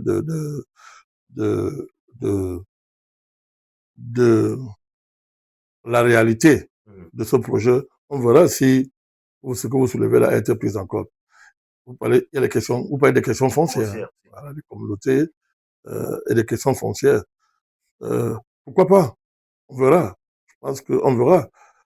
Mais les populations ne demandent pas, pour préserver les patrimoines fonciers, c'est parce que les populations et les communautés demandent que justice soit faite, qu'il y ait de la justice.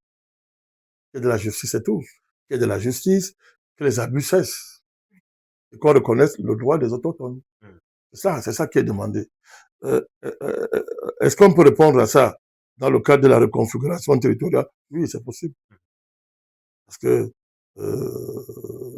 reconfigurer administrativement et territorialement ne peut pas se faire sans une relecture des anciennes réalités territoriales. C'est inséparable d'une telle dynamique. Voilà. Donc moi je pense que on verra ce qui va se faire. Mais pour moi, ça montre que les choses sérieuses commencent. Parce que là, ces réformes sont des changements qui sont déterminants, qui vont impacter sérieusement notre avenir politique. La question de la reconfiguration territoriale. Merci, Président, pour ces éclaircies. Nous rappelons que à nos abonnés et à nos internautes qui nous suivent que le standard est ouvert. Le standard est ouvert au numéro WhatsApp qui est affiché sur le flyers de l'émission. C'est le plus 237 6 78 90 78 52. Je rappelle le plus 237 au 6 78 90 78 52. Le standard est ouvert. Vous appelez, vous donnez votre contribution et le président va vous répondre au cours de l'émission. Président, nous allons continuer avec, pour sortir avec cette autre préoccupation. Ouais, monsieur.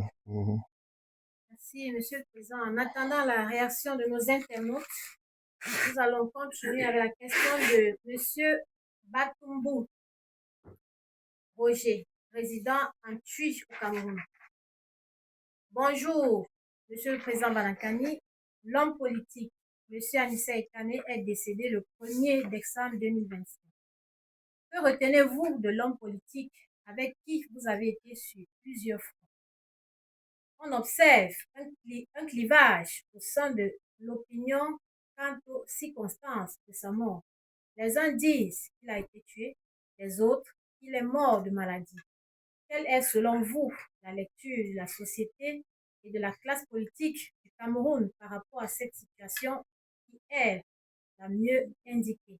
Je renverrai M. Batumbu Roger dans l'émission que nous ferons mardi prochain sur la question.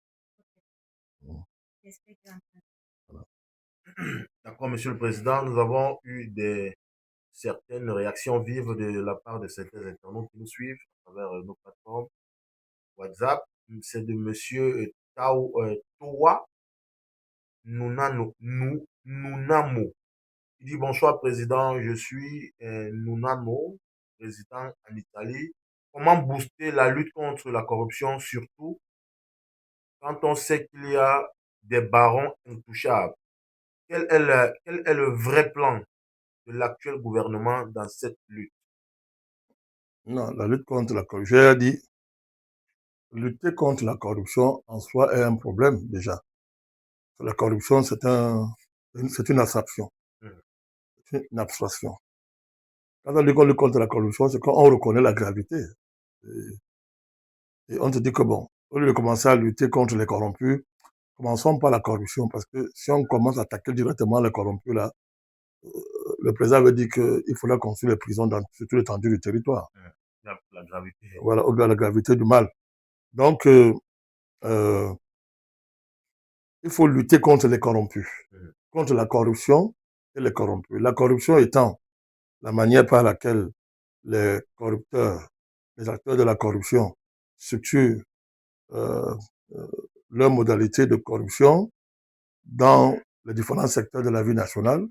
Et deuxièmement, à partir de là, identifier les corrompus, les corrupteurs, les identifier et frapper sévèrement. La Chine vient d'exécuter un ministre en Chine parce qu'il a détourné l'argent de l'État. Il est exécuté. La Chine vient de le faire. Voilà, le ministre de l'agriculture chinoise, il a été exécuté. Donc, vous voyez que là-bas, on ne joue pas. La lutte contre la corruption, ça veut dire lutter contre les corrompus. On t'attrape, il a été exécuté. Donc, il faut être extrêmement sévère. Je dis extrêmement sévère avec les acteurs de la corruption, avec les corrompus et les corruptés. Il faut dire bien extrêmement sévère. Moi, je parle de guerre. Moi, je ne parle pas de lutte. Moi, je parle de guerre.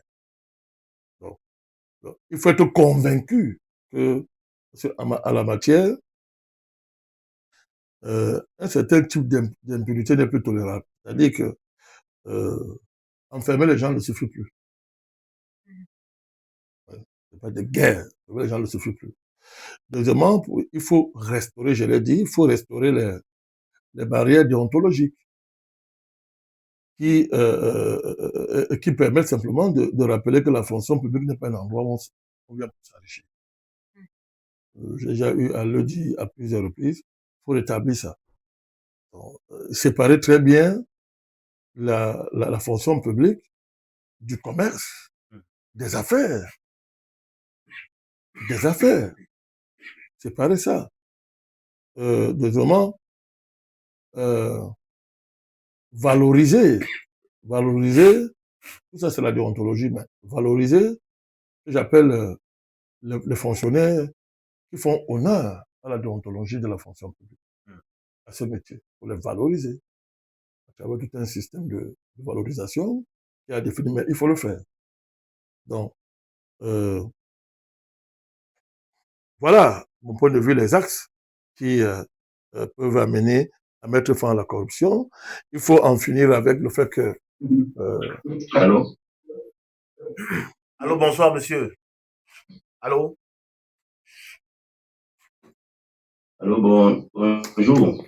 Oui, allez-y, monsieur. Vous présentez, vous donnez votre préoccupation. Oui, monsieur, bonjour. Moi, c'est Armel depuis les États-Unis. D'accord. D'accord. Allez-y, monsieur Armel.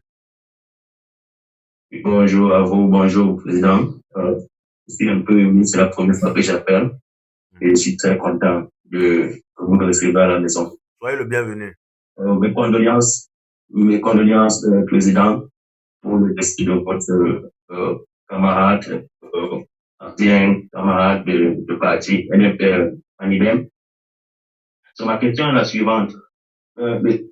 Monsieur le Président, quand nous étions petits, nous avions l'habitude de chanter la chanson pour réclamer à son excellence, Monsieur Paul Biya, l'argent que le feu président Aïdjo lui avait donné. Et sans avec vos explications et concernant le retrait du Cameroun de son nord des États-Unis. J'aimerais savoir quand et comment est-ce que ça se passe, quand est-ce que cela, le Cameroun a donné son nom aux États-Unis de les garder. Et sur l'article que j'ai lu sur Regard d'Afrique, j'ai aussi lu que les pays tels que le Ghana, l'Afrique du Sud, l'Algérie et autres ont procédé aussi au retrait de leurs réserves d'or des États-Unis. Ce qui me surprend, connaissant l'idéologie de ces pays-là, je suis confus de savoir que eux aussi ils ont donné, confié leurs réserves d'or aux États-Unis. Est-ce que c'est parce que une fois que ces gens-là, ces impérialistes-là ont installé leur panthéon démocrate à leur pouvoir, alors ces panthéons-là donnent leurs réserves d'or aux impérialistes. Est-ce que c'était le cas pour le président Paul Biya, sachant qu'il a subi en 84 un coup d'État, et puis en 90 il y a eu l'avènement de la démocratie qui a été imposée par ces occidentaux. Là sont mes questions, Monsieur le Président. Merci beaucoup de vous recevoir. Merci aussi à vous, monsieur. Bon, Président, nous allons donc continuer avec cette préoccupation. Je crois qu'il est parti. Bon, je finis avec Batumbouk. Non, celui qui a demandé, celui à qui j'étais en train de répondre là. Il disait encore. Mano. Oui, il parlait. Oui. Oui, il disait, président, voilà, comment booster la lutte contre. Voilà, on parlait de la corruption. J'ai évoqué le rétablissement de la rigueur déontologique dans la fonction publique. J'ai évoqué ça, la séparation des tâches administratives de la fonction publique avec le commerce, les activités, l'affairisme, etc. Un fonctionnaire doit faire des affaires, il faut arrêter ça. On parle des affairistes. On voit dans quelle dérive ça nous conduit. Deuxièmement, il faut restaurer le mérite au cœur de la fonction publique et que les gens soient promus en fonction du mérite. J'ai aussi parlé de la nécessité de faire la promotion de fonctionnaires honnêtes qui font bien leur travail. Voilà. Donc voilà, il faut rétablir aussi ce qu'on appelle un niveau de responsabilité individuelle. de la part des fonctionnaires par rapport aux actes qu'ils posent. Je prends par exemple le fait que l'État, par exemple, est obligé de subir, de payer pour les erreurs, de régler les préjudices qui sont causés par les fonctionnaires. L'État prend ça dans son ensemble. Ça fait que il y a une espèce d'irresponsabilité structurelle qui est inhérente au statut du fonctionnaire. Parlons comme ça. La responsabilité fait que bon, il peut faire ce qu'il veut, c'est l'État, il cause un préjudice, c'est l'État qui paye, etc. Il faut essayer de trouver un accès d'équilibre pour que les gens se sentent responsables des actes qui sont posés. Donc ça peut amener, ça peut aider à assainir, n'est-ce pas, la fonction publique. Il y a au niveau de la relation fonctionnaire-usager, le rapport est très déséquilibré. Le fonctionnaire, c'est un petit roi, c'est un petit dieu, face à l'usager, qui est complètement désarmé face au fonctionnaire quand tu es dans un service public. Il faut voir dans quelle mesure on va équilibrer ces relations. Il faut l'équilibrer de manière à ce que le citoyen a les moyens. On donne le moyen au citoyen d'amener le fonctionnaire à répondre de ses actes. Il faut donner les moyens. Les mécanismes existent pour faire ça. Voilà, il y a tout ça. Voilà, c'est ce que, voilà, je pense que c'est à ce niveau-là. Si on fait ça, sur le plan de l'administration en tant que telle et de la fonction publique en tant que telle, je pense que ça va aider à tordre le cou à la corruption. Mais la vraie manière de guérir un peu de la corruption, c'est l'environnement général du pays qu'il faut changer. Voilà, parce que c'est ça. Depuis la tête de l'État jusqu'au dernier citoyen. C'est l'environnement du pays qu'il faut changer. Il est évident que dans une néocolonie, la néocolonie étant la corruption même par essence, il est évident que dans une néocolonie, que la corruption se développe. Parce que la néocolonie, c'est la corruption. Donc, elle produit une métastase de la corruption dans le pays. Parce que la néocolonie, c'est la corruption. Donc, quand on sort de la néocolonie, le mouvement d'ensemble de la société, en ce moment-là, vise à s'éloigner, à couper la racine de la corruption. Vous voyez très bien. Donc, il est plus facile donc de généraliser dans une société décolonisée totalement, de généraliser les valeurs éthiques, les grandes valeurs éthiques et déontologiques qui peuvent permettre d'éradiquer la corruption dans la fonction publique. Voilà. Allô? Allô, bonsoir. Allô, bonsoir, monsieur. Est-ce que je suis en direct? On vous suit très bien, monsieur. Allez-y. Vous présentez. Je souhaitais d'abord dire bonsoir au président. Je vous écoute très bien. C'est un honneur de l'avoir au téléphone et je lui soumettre une préoccupation. Allez-y. C'est monsieur? Monsieur Ndidjol, depuis Paris. D'accord. Allez-y, monsieur Guy. Voilà, nous sommes dans une situation par rapport au mouvement panafricaniste. La semaine prochaine, il y a une délégation de panafricanistes qui se rend au Togo. Et nous savons tous que le Togo est dirigé par un sous-fifre de la France-Afrique. Voilà, j'aimerais savoir quelle est la position de notre président par rapport à cette manifestation-là. S'il vous plaît, vous parlez de quelle délégation de panafricanistes? Soyez un peu plus précis, s'il vous plaît. Il y a Franklin Nyamsi, Nathalie Young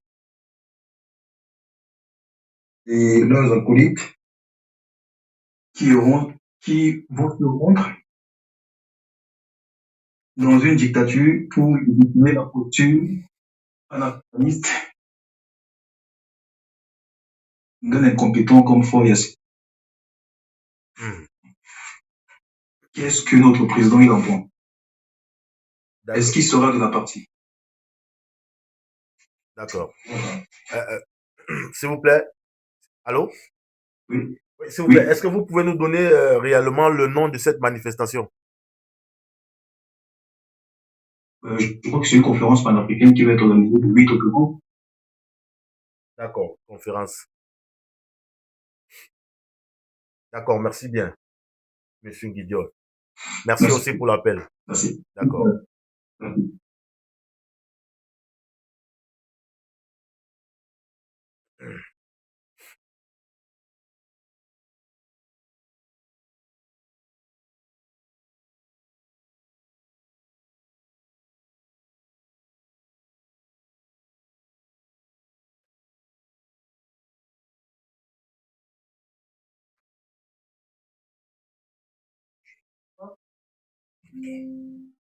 Allô, bonsoir. Internaute en ligne, bonsoir. Oui, bonsoir, c'est votre, très bien, c'est votre fidèle serviteur et compagnon de l'État, Jules Quai. Bonsoir, monsieur Jules Quai. Bonsoir, toutes mes salutations les plus respectueuses au général en chef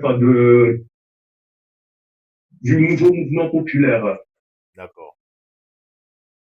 Alors, premièrement, je tiens à toujours encourager notre très cher président Banakani, le fortifier et prier le grand Dieu pour lui. Et ensuite, j'ai remarqué quelque chose ces derniers moments sur les réseaux sociaux, c'est que nos ennemis sont en train de manipuler sur ce qu'est le vrai panafricanisme, parce qu'ils ont réussi à créer de faux panafricanistes, ce qui fait qu'en fait, le discours du vrai panafricanisme est infiltré par ces faux panafricanistes. Donc en face, c'est des vrais qui se font passer pour des vrais panafricanistes, mais en réalité maintenant, ils créent de trolls. Et ces trolls maintenant utilisent en africain des termes assez insultants et dégradants pour le panafricanisme. Et moi, ma question, elle est la suivante. Comment est-ce que nous devons réussir maintenant à pouvoir combattre ces fake panafricanistes? Est-ce qu'il faudrait qu'on crée aussi, nous aussi, des multiples comptes sur les réseaux sociaux pour vulgariser le vrai panafricanisme ou plutôt travailler, continuer la lutte comme on le fait là? Donc, voilà ma question. D'accord, merci, monsieur Jules Quai. Merci aussi pour votre intervention. Merci à vous. D'accord. Merci. Bonne soirée. D'accord, le président vous répondra au courant de l'émission. D'accord.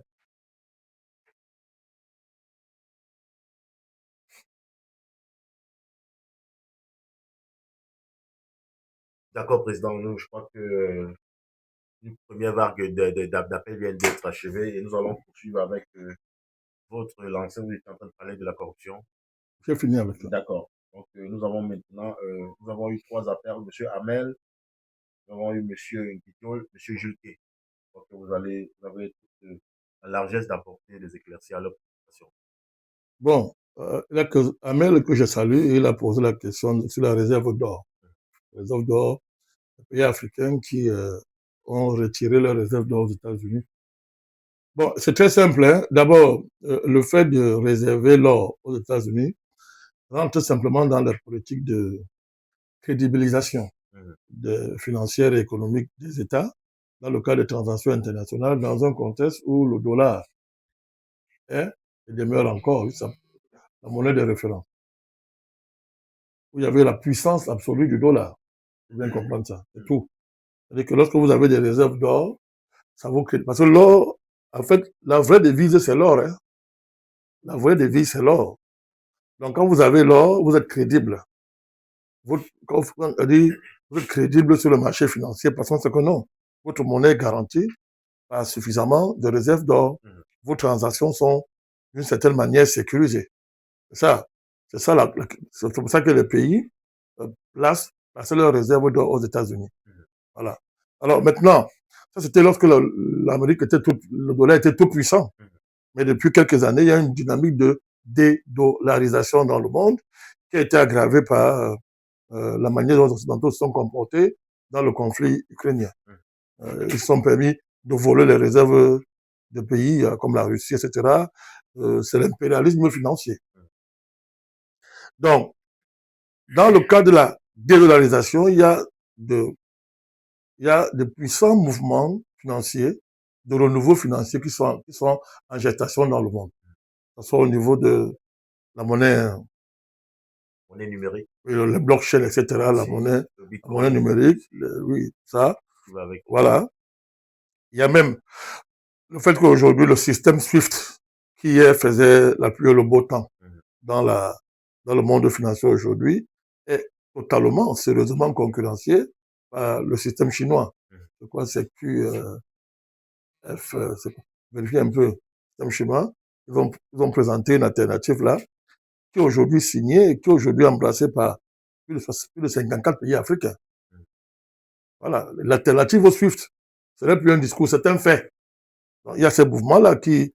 Alors, tout ça crée les conditions aujourd'hui qui font que la suprématie du dollar et la terreur qu'il générait de par sa situation monopoliste au niveau du système, au niveau du marché financier mondial, aujourd'hui, ça donne de la marge aux pays africains, ça donne de la marge aux dirigeants africains.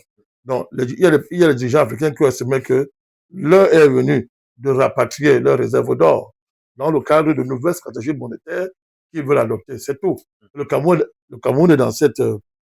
voilà, c'est le système chinois, ce système CIPS. Voilà.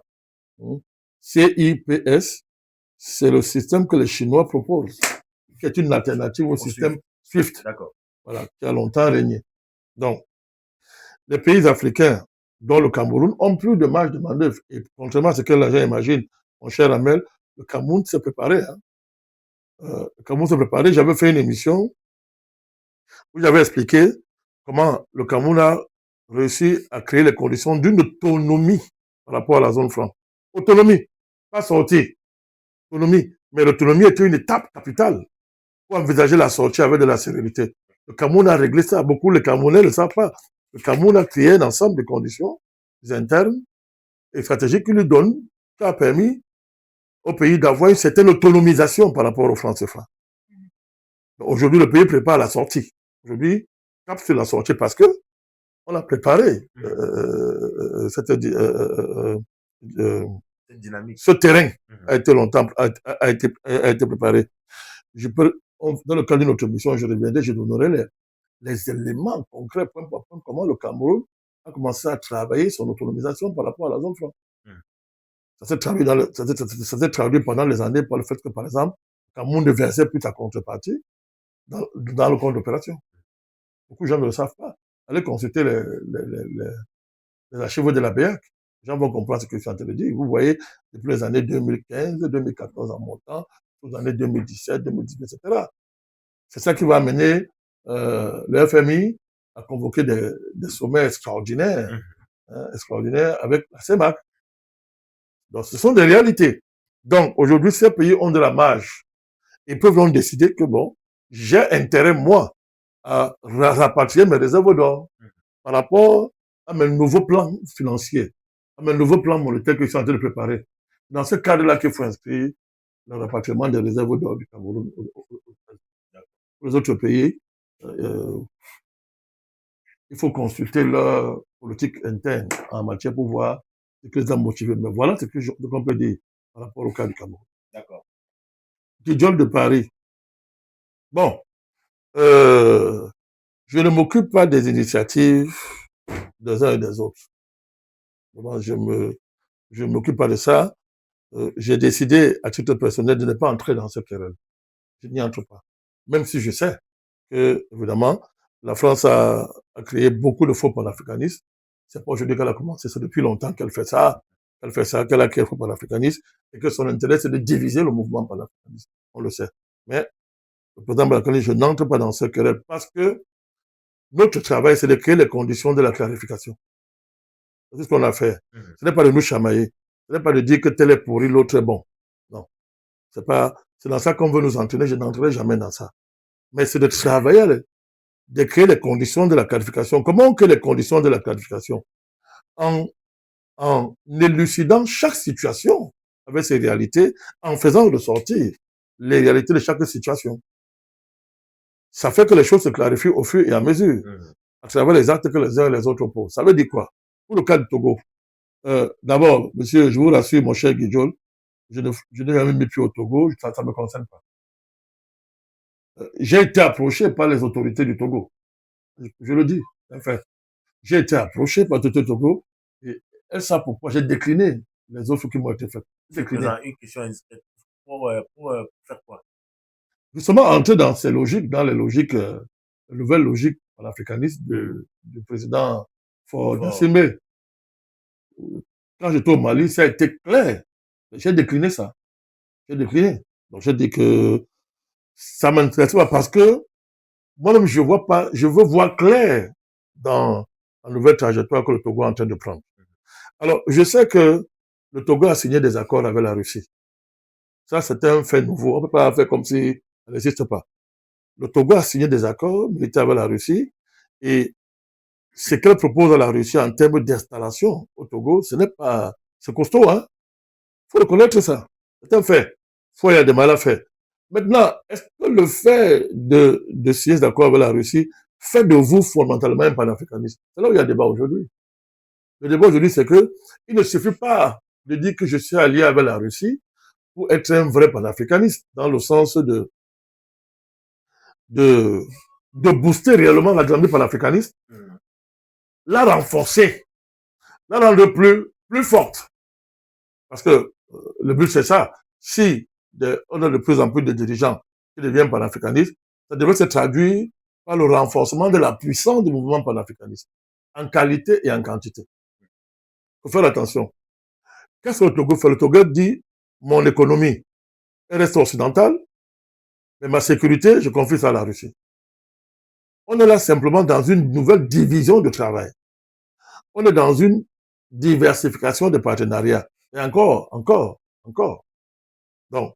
Donc, il faudra observer, est-ce que le fait de donner mon économie, de maintenir mon économie en Occident, mais de dire que ma sécurité est assurée par la Russie, est-ce que ça, c'est une politique panafricaniste? Non. Le panafricanisme, c'est que c'est la décolonisation totale. L'économie, la culture, tout ça. C'est tout ça qu'on désoccidentalise. Sans verser, évidemment, dans un racisme anti-occidental primaire. Non. Mais on désoccidentalise. Donc, c'est ça, la vraie question. Donc, le débat, il est là. Le débat, il est là. On voit une palette dynamique au Niger, où le président du Niger, non seulement il s'est d'accord militaire, mais il a engagé, c'est-à-dire sur le plan économique, il est en train de désoccidentaliser dans le sens d'en finir avec l'impérialisme français au plan économique. Ça se voit à travers les nouveaux accords. La question de l'uranium, et il allait loin, il a porté plainte à Orano. Oui, c'est-à-dire, les dynamiques sont claires. On voit cette tentative au Mali aussi. Au Mali, on voit au Burkina. Le match est là. Maintenant, est-ce que le fait simplement de dire, moi désormais, je donne mon économie, je maintiens ma relation économique avec l'Occident, la Russie, tu viens seulement là pour me sécuriser de manière à faire peur aux Occidentaux. Mais on établit un nouveau équilibre. Ça peut être dangereux. Ça peut déboucher sur un basculement total du Togo. Mais ça peut aussi ouvrir la porte à une nouvelle escroquerie. Mais on entre dans un équilibre de force où en réalité, on ne bouscule pas l'impérialisme dehors. C'est qu'on le neutralise simplement par la présence militaire russe et on reste dans un équilibre. Il y a une forme de statu quo. Et qu'à la fin, ne sort pas le pays réellement de la domination impérialiste, mais qui va simplement diversifier les équilibres dans le pays. Le risque, c'est quoi? C'est que la France se cache derrière ça pour d'abord conserver des positions en Afrique, mais conserver les positions et à faire le dos rond, attendre le bon moment et rebondir. Et rebondir. Le président Poutine n'est pas éternel. Personne ne connaît les évolutions de l'avenir en la matière. Parce que demain vous avez un nouveau président russe qui voit les choses autrement. À ce moment-là, on fera quoi? La France a dit, je reviens dans 50 ans. Je reviens, ce dont je me prépare. Et dans le document stratégique, la France dit clairement comment elle se prépare. Diviser les panafricanistes, en créer de faux, donner de la visibilité aux panafricanistes qui font leur jeu, etc. Se rendre invisible, l'intimité et l'invisibilité, se rendre invisible. Il y a ça, dans ce rendre invisible, c'était là pour revenir dans 50 ans. Une façon de se rendre invisible, c'est aussi faire le dos rond. Si M. Faure Yadema, lui, réussit à neutraliser la France par le gros bâton de la présence militaire russe, et que je conserve mon économie reste dans le giron occidental, il y a un problème. On n'est pas là dans une dynamique réellement panafricaniste. On est dans une stratégie de conservation du pouvoir de la part de cette dynastie et toute sa clientèle, mais sans une véritable démarche panafricaniste. Donc c'est ça dans le fond. Mais je dis, moi j'ai pris acte du fait que M. Faure Yadema, Faure Gnassingbé, a signé les accords avec la Russie. Il a signé les accords et avec des possibilités d'installation militaire stratégique russe qui vont donner à la Russie des marges extraordinaires dans le cadre de stratégie de sécurité de l'AES. Ça, faut pas nier ça. Faut pas nier ça. C'est un fait, désormais. Hier, il n'y avait pas ça. Moi, je ne suis pas dogmatique. Ça veut dire quoi? Je ne personnalise pas les contradictions politiques. C'est ça. C'est-à-dire que nous avons des désaccords historiques sérieux avec la famille Yadema, pour des raisons qui sont connues. Mais c'est pas...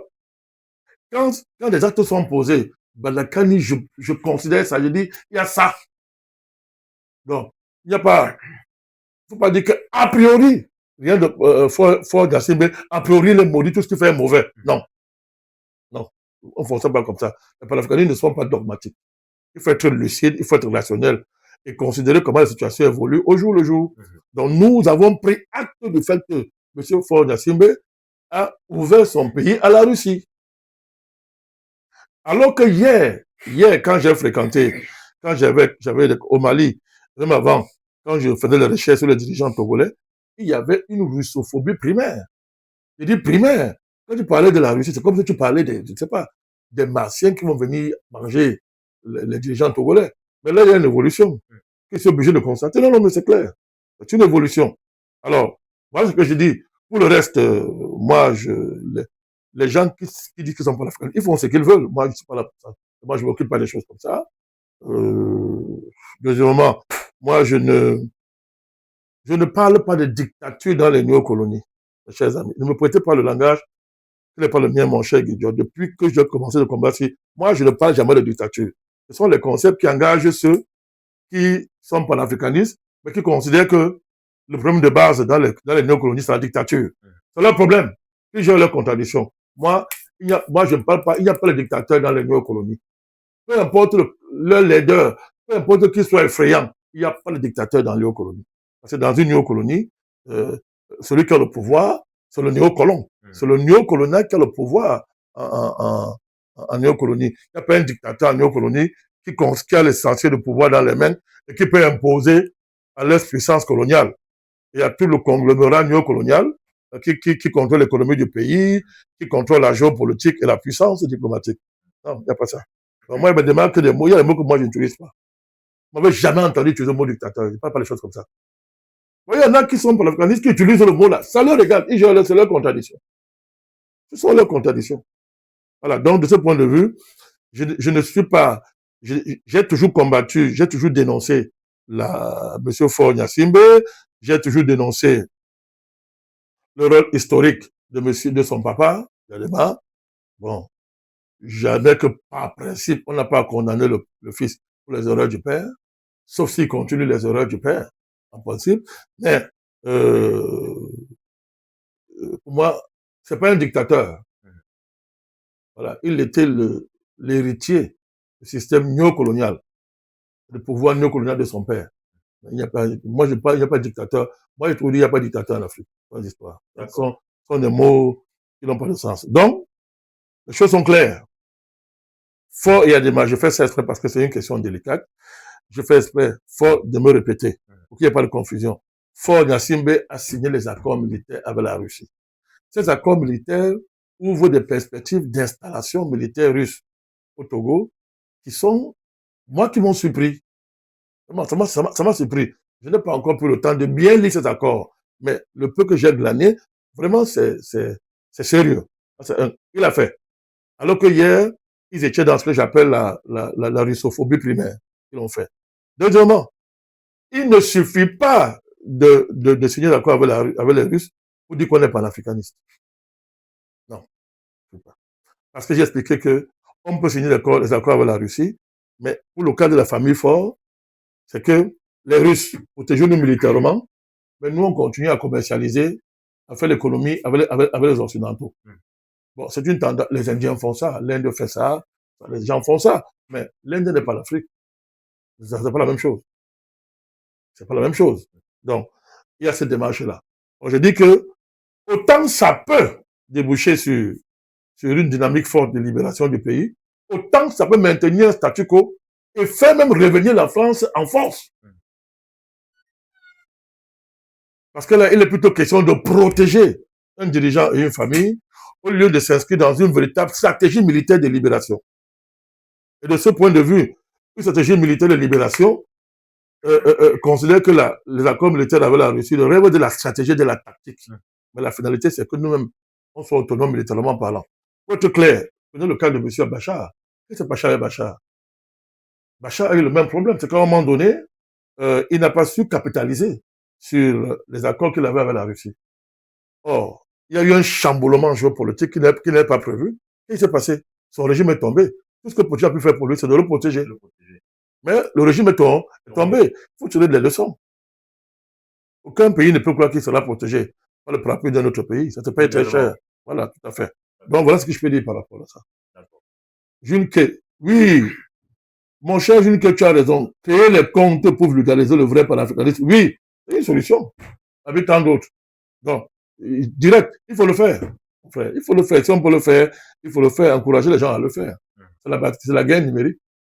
Voilà, parce que Macron a dit que le front numérique est le front avec lequel il va casser les panafricanistes. Et il a mis beaucoup de moyens dans ça. Ce sont les armées numériques de Macron qui passent le temps à faire la guerre au vrai panafricanisme et à promouvoir le faux panafricanisme. D'accord.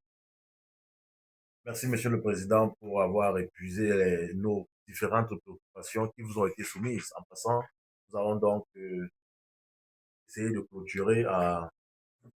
Merci, Monsieur le Président. Un mot de fin puisque nous sommes arrivés au thème de cette émission. Mais le panafricanisme est debout, rien ne va l'arrêter. Bien sûr. Rien ne va l'arrêter. La France et les impérialistes occidentaux dans le monde, d'où qu'ils viennent, ne sont pas en mesure d'arrêter le train panafricaniste. Les petites maladies infantiles constituées par les divisions héritées de l'histoire du panafricanisme ou entretenues, suscitées par la France et ses complices dans le monde entier, vont plutôt doper, vont plutôt galvaniser, vont plutôt rendre le panafricanisme plus fort.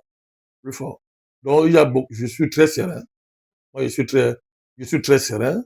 Je voudrais saluer tous les internautes, les encourager pour dire, ne soyez pas inquiets, formez-vous, lisez, cultivez-vous, c'est tout. D'accord, merci voilà. Monsieur le Président pour ces mots de fin.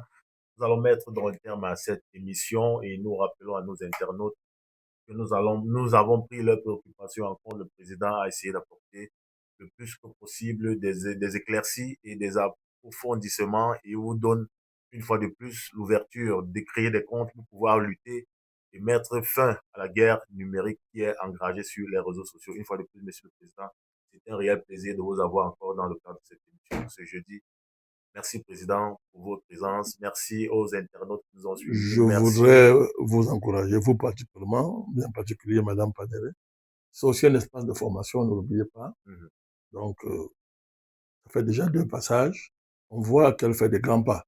Je voudrais l'encourager. Merci. Oui. Donc, nous sommes, c'est aussi, on l'a pas dit au départ, hein, c'est un espace de formation. Donc, voilà, c'est normal que les internautes l'ont compris. De temps en temps, on forme des panafricanistes, n'est-ce pas? Et demain, on va les lancer dans l'arène du combat. D'accord. Merci à nos internautes qui nous ont suivis tout au long de cette émission. Un merci particulier à M. Jules qui nous suit en profondeur et Mme Yedidia qui n'a pas appelé. Forcément, elle a eu un petit souci. Merci encore à l'équipe technique. Merci à l'équipe technique. Merci à Mme Panieré. C'est votre 3e édition, une fois de plus. freiner la tendance. Merci à tous et rendez-vous à la prochaine édition. À jeudi prochain. D'accord.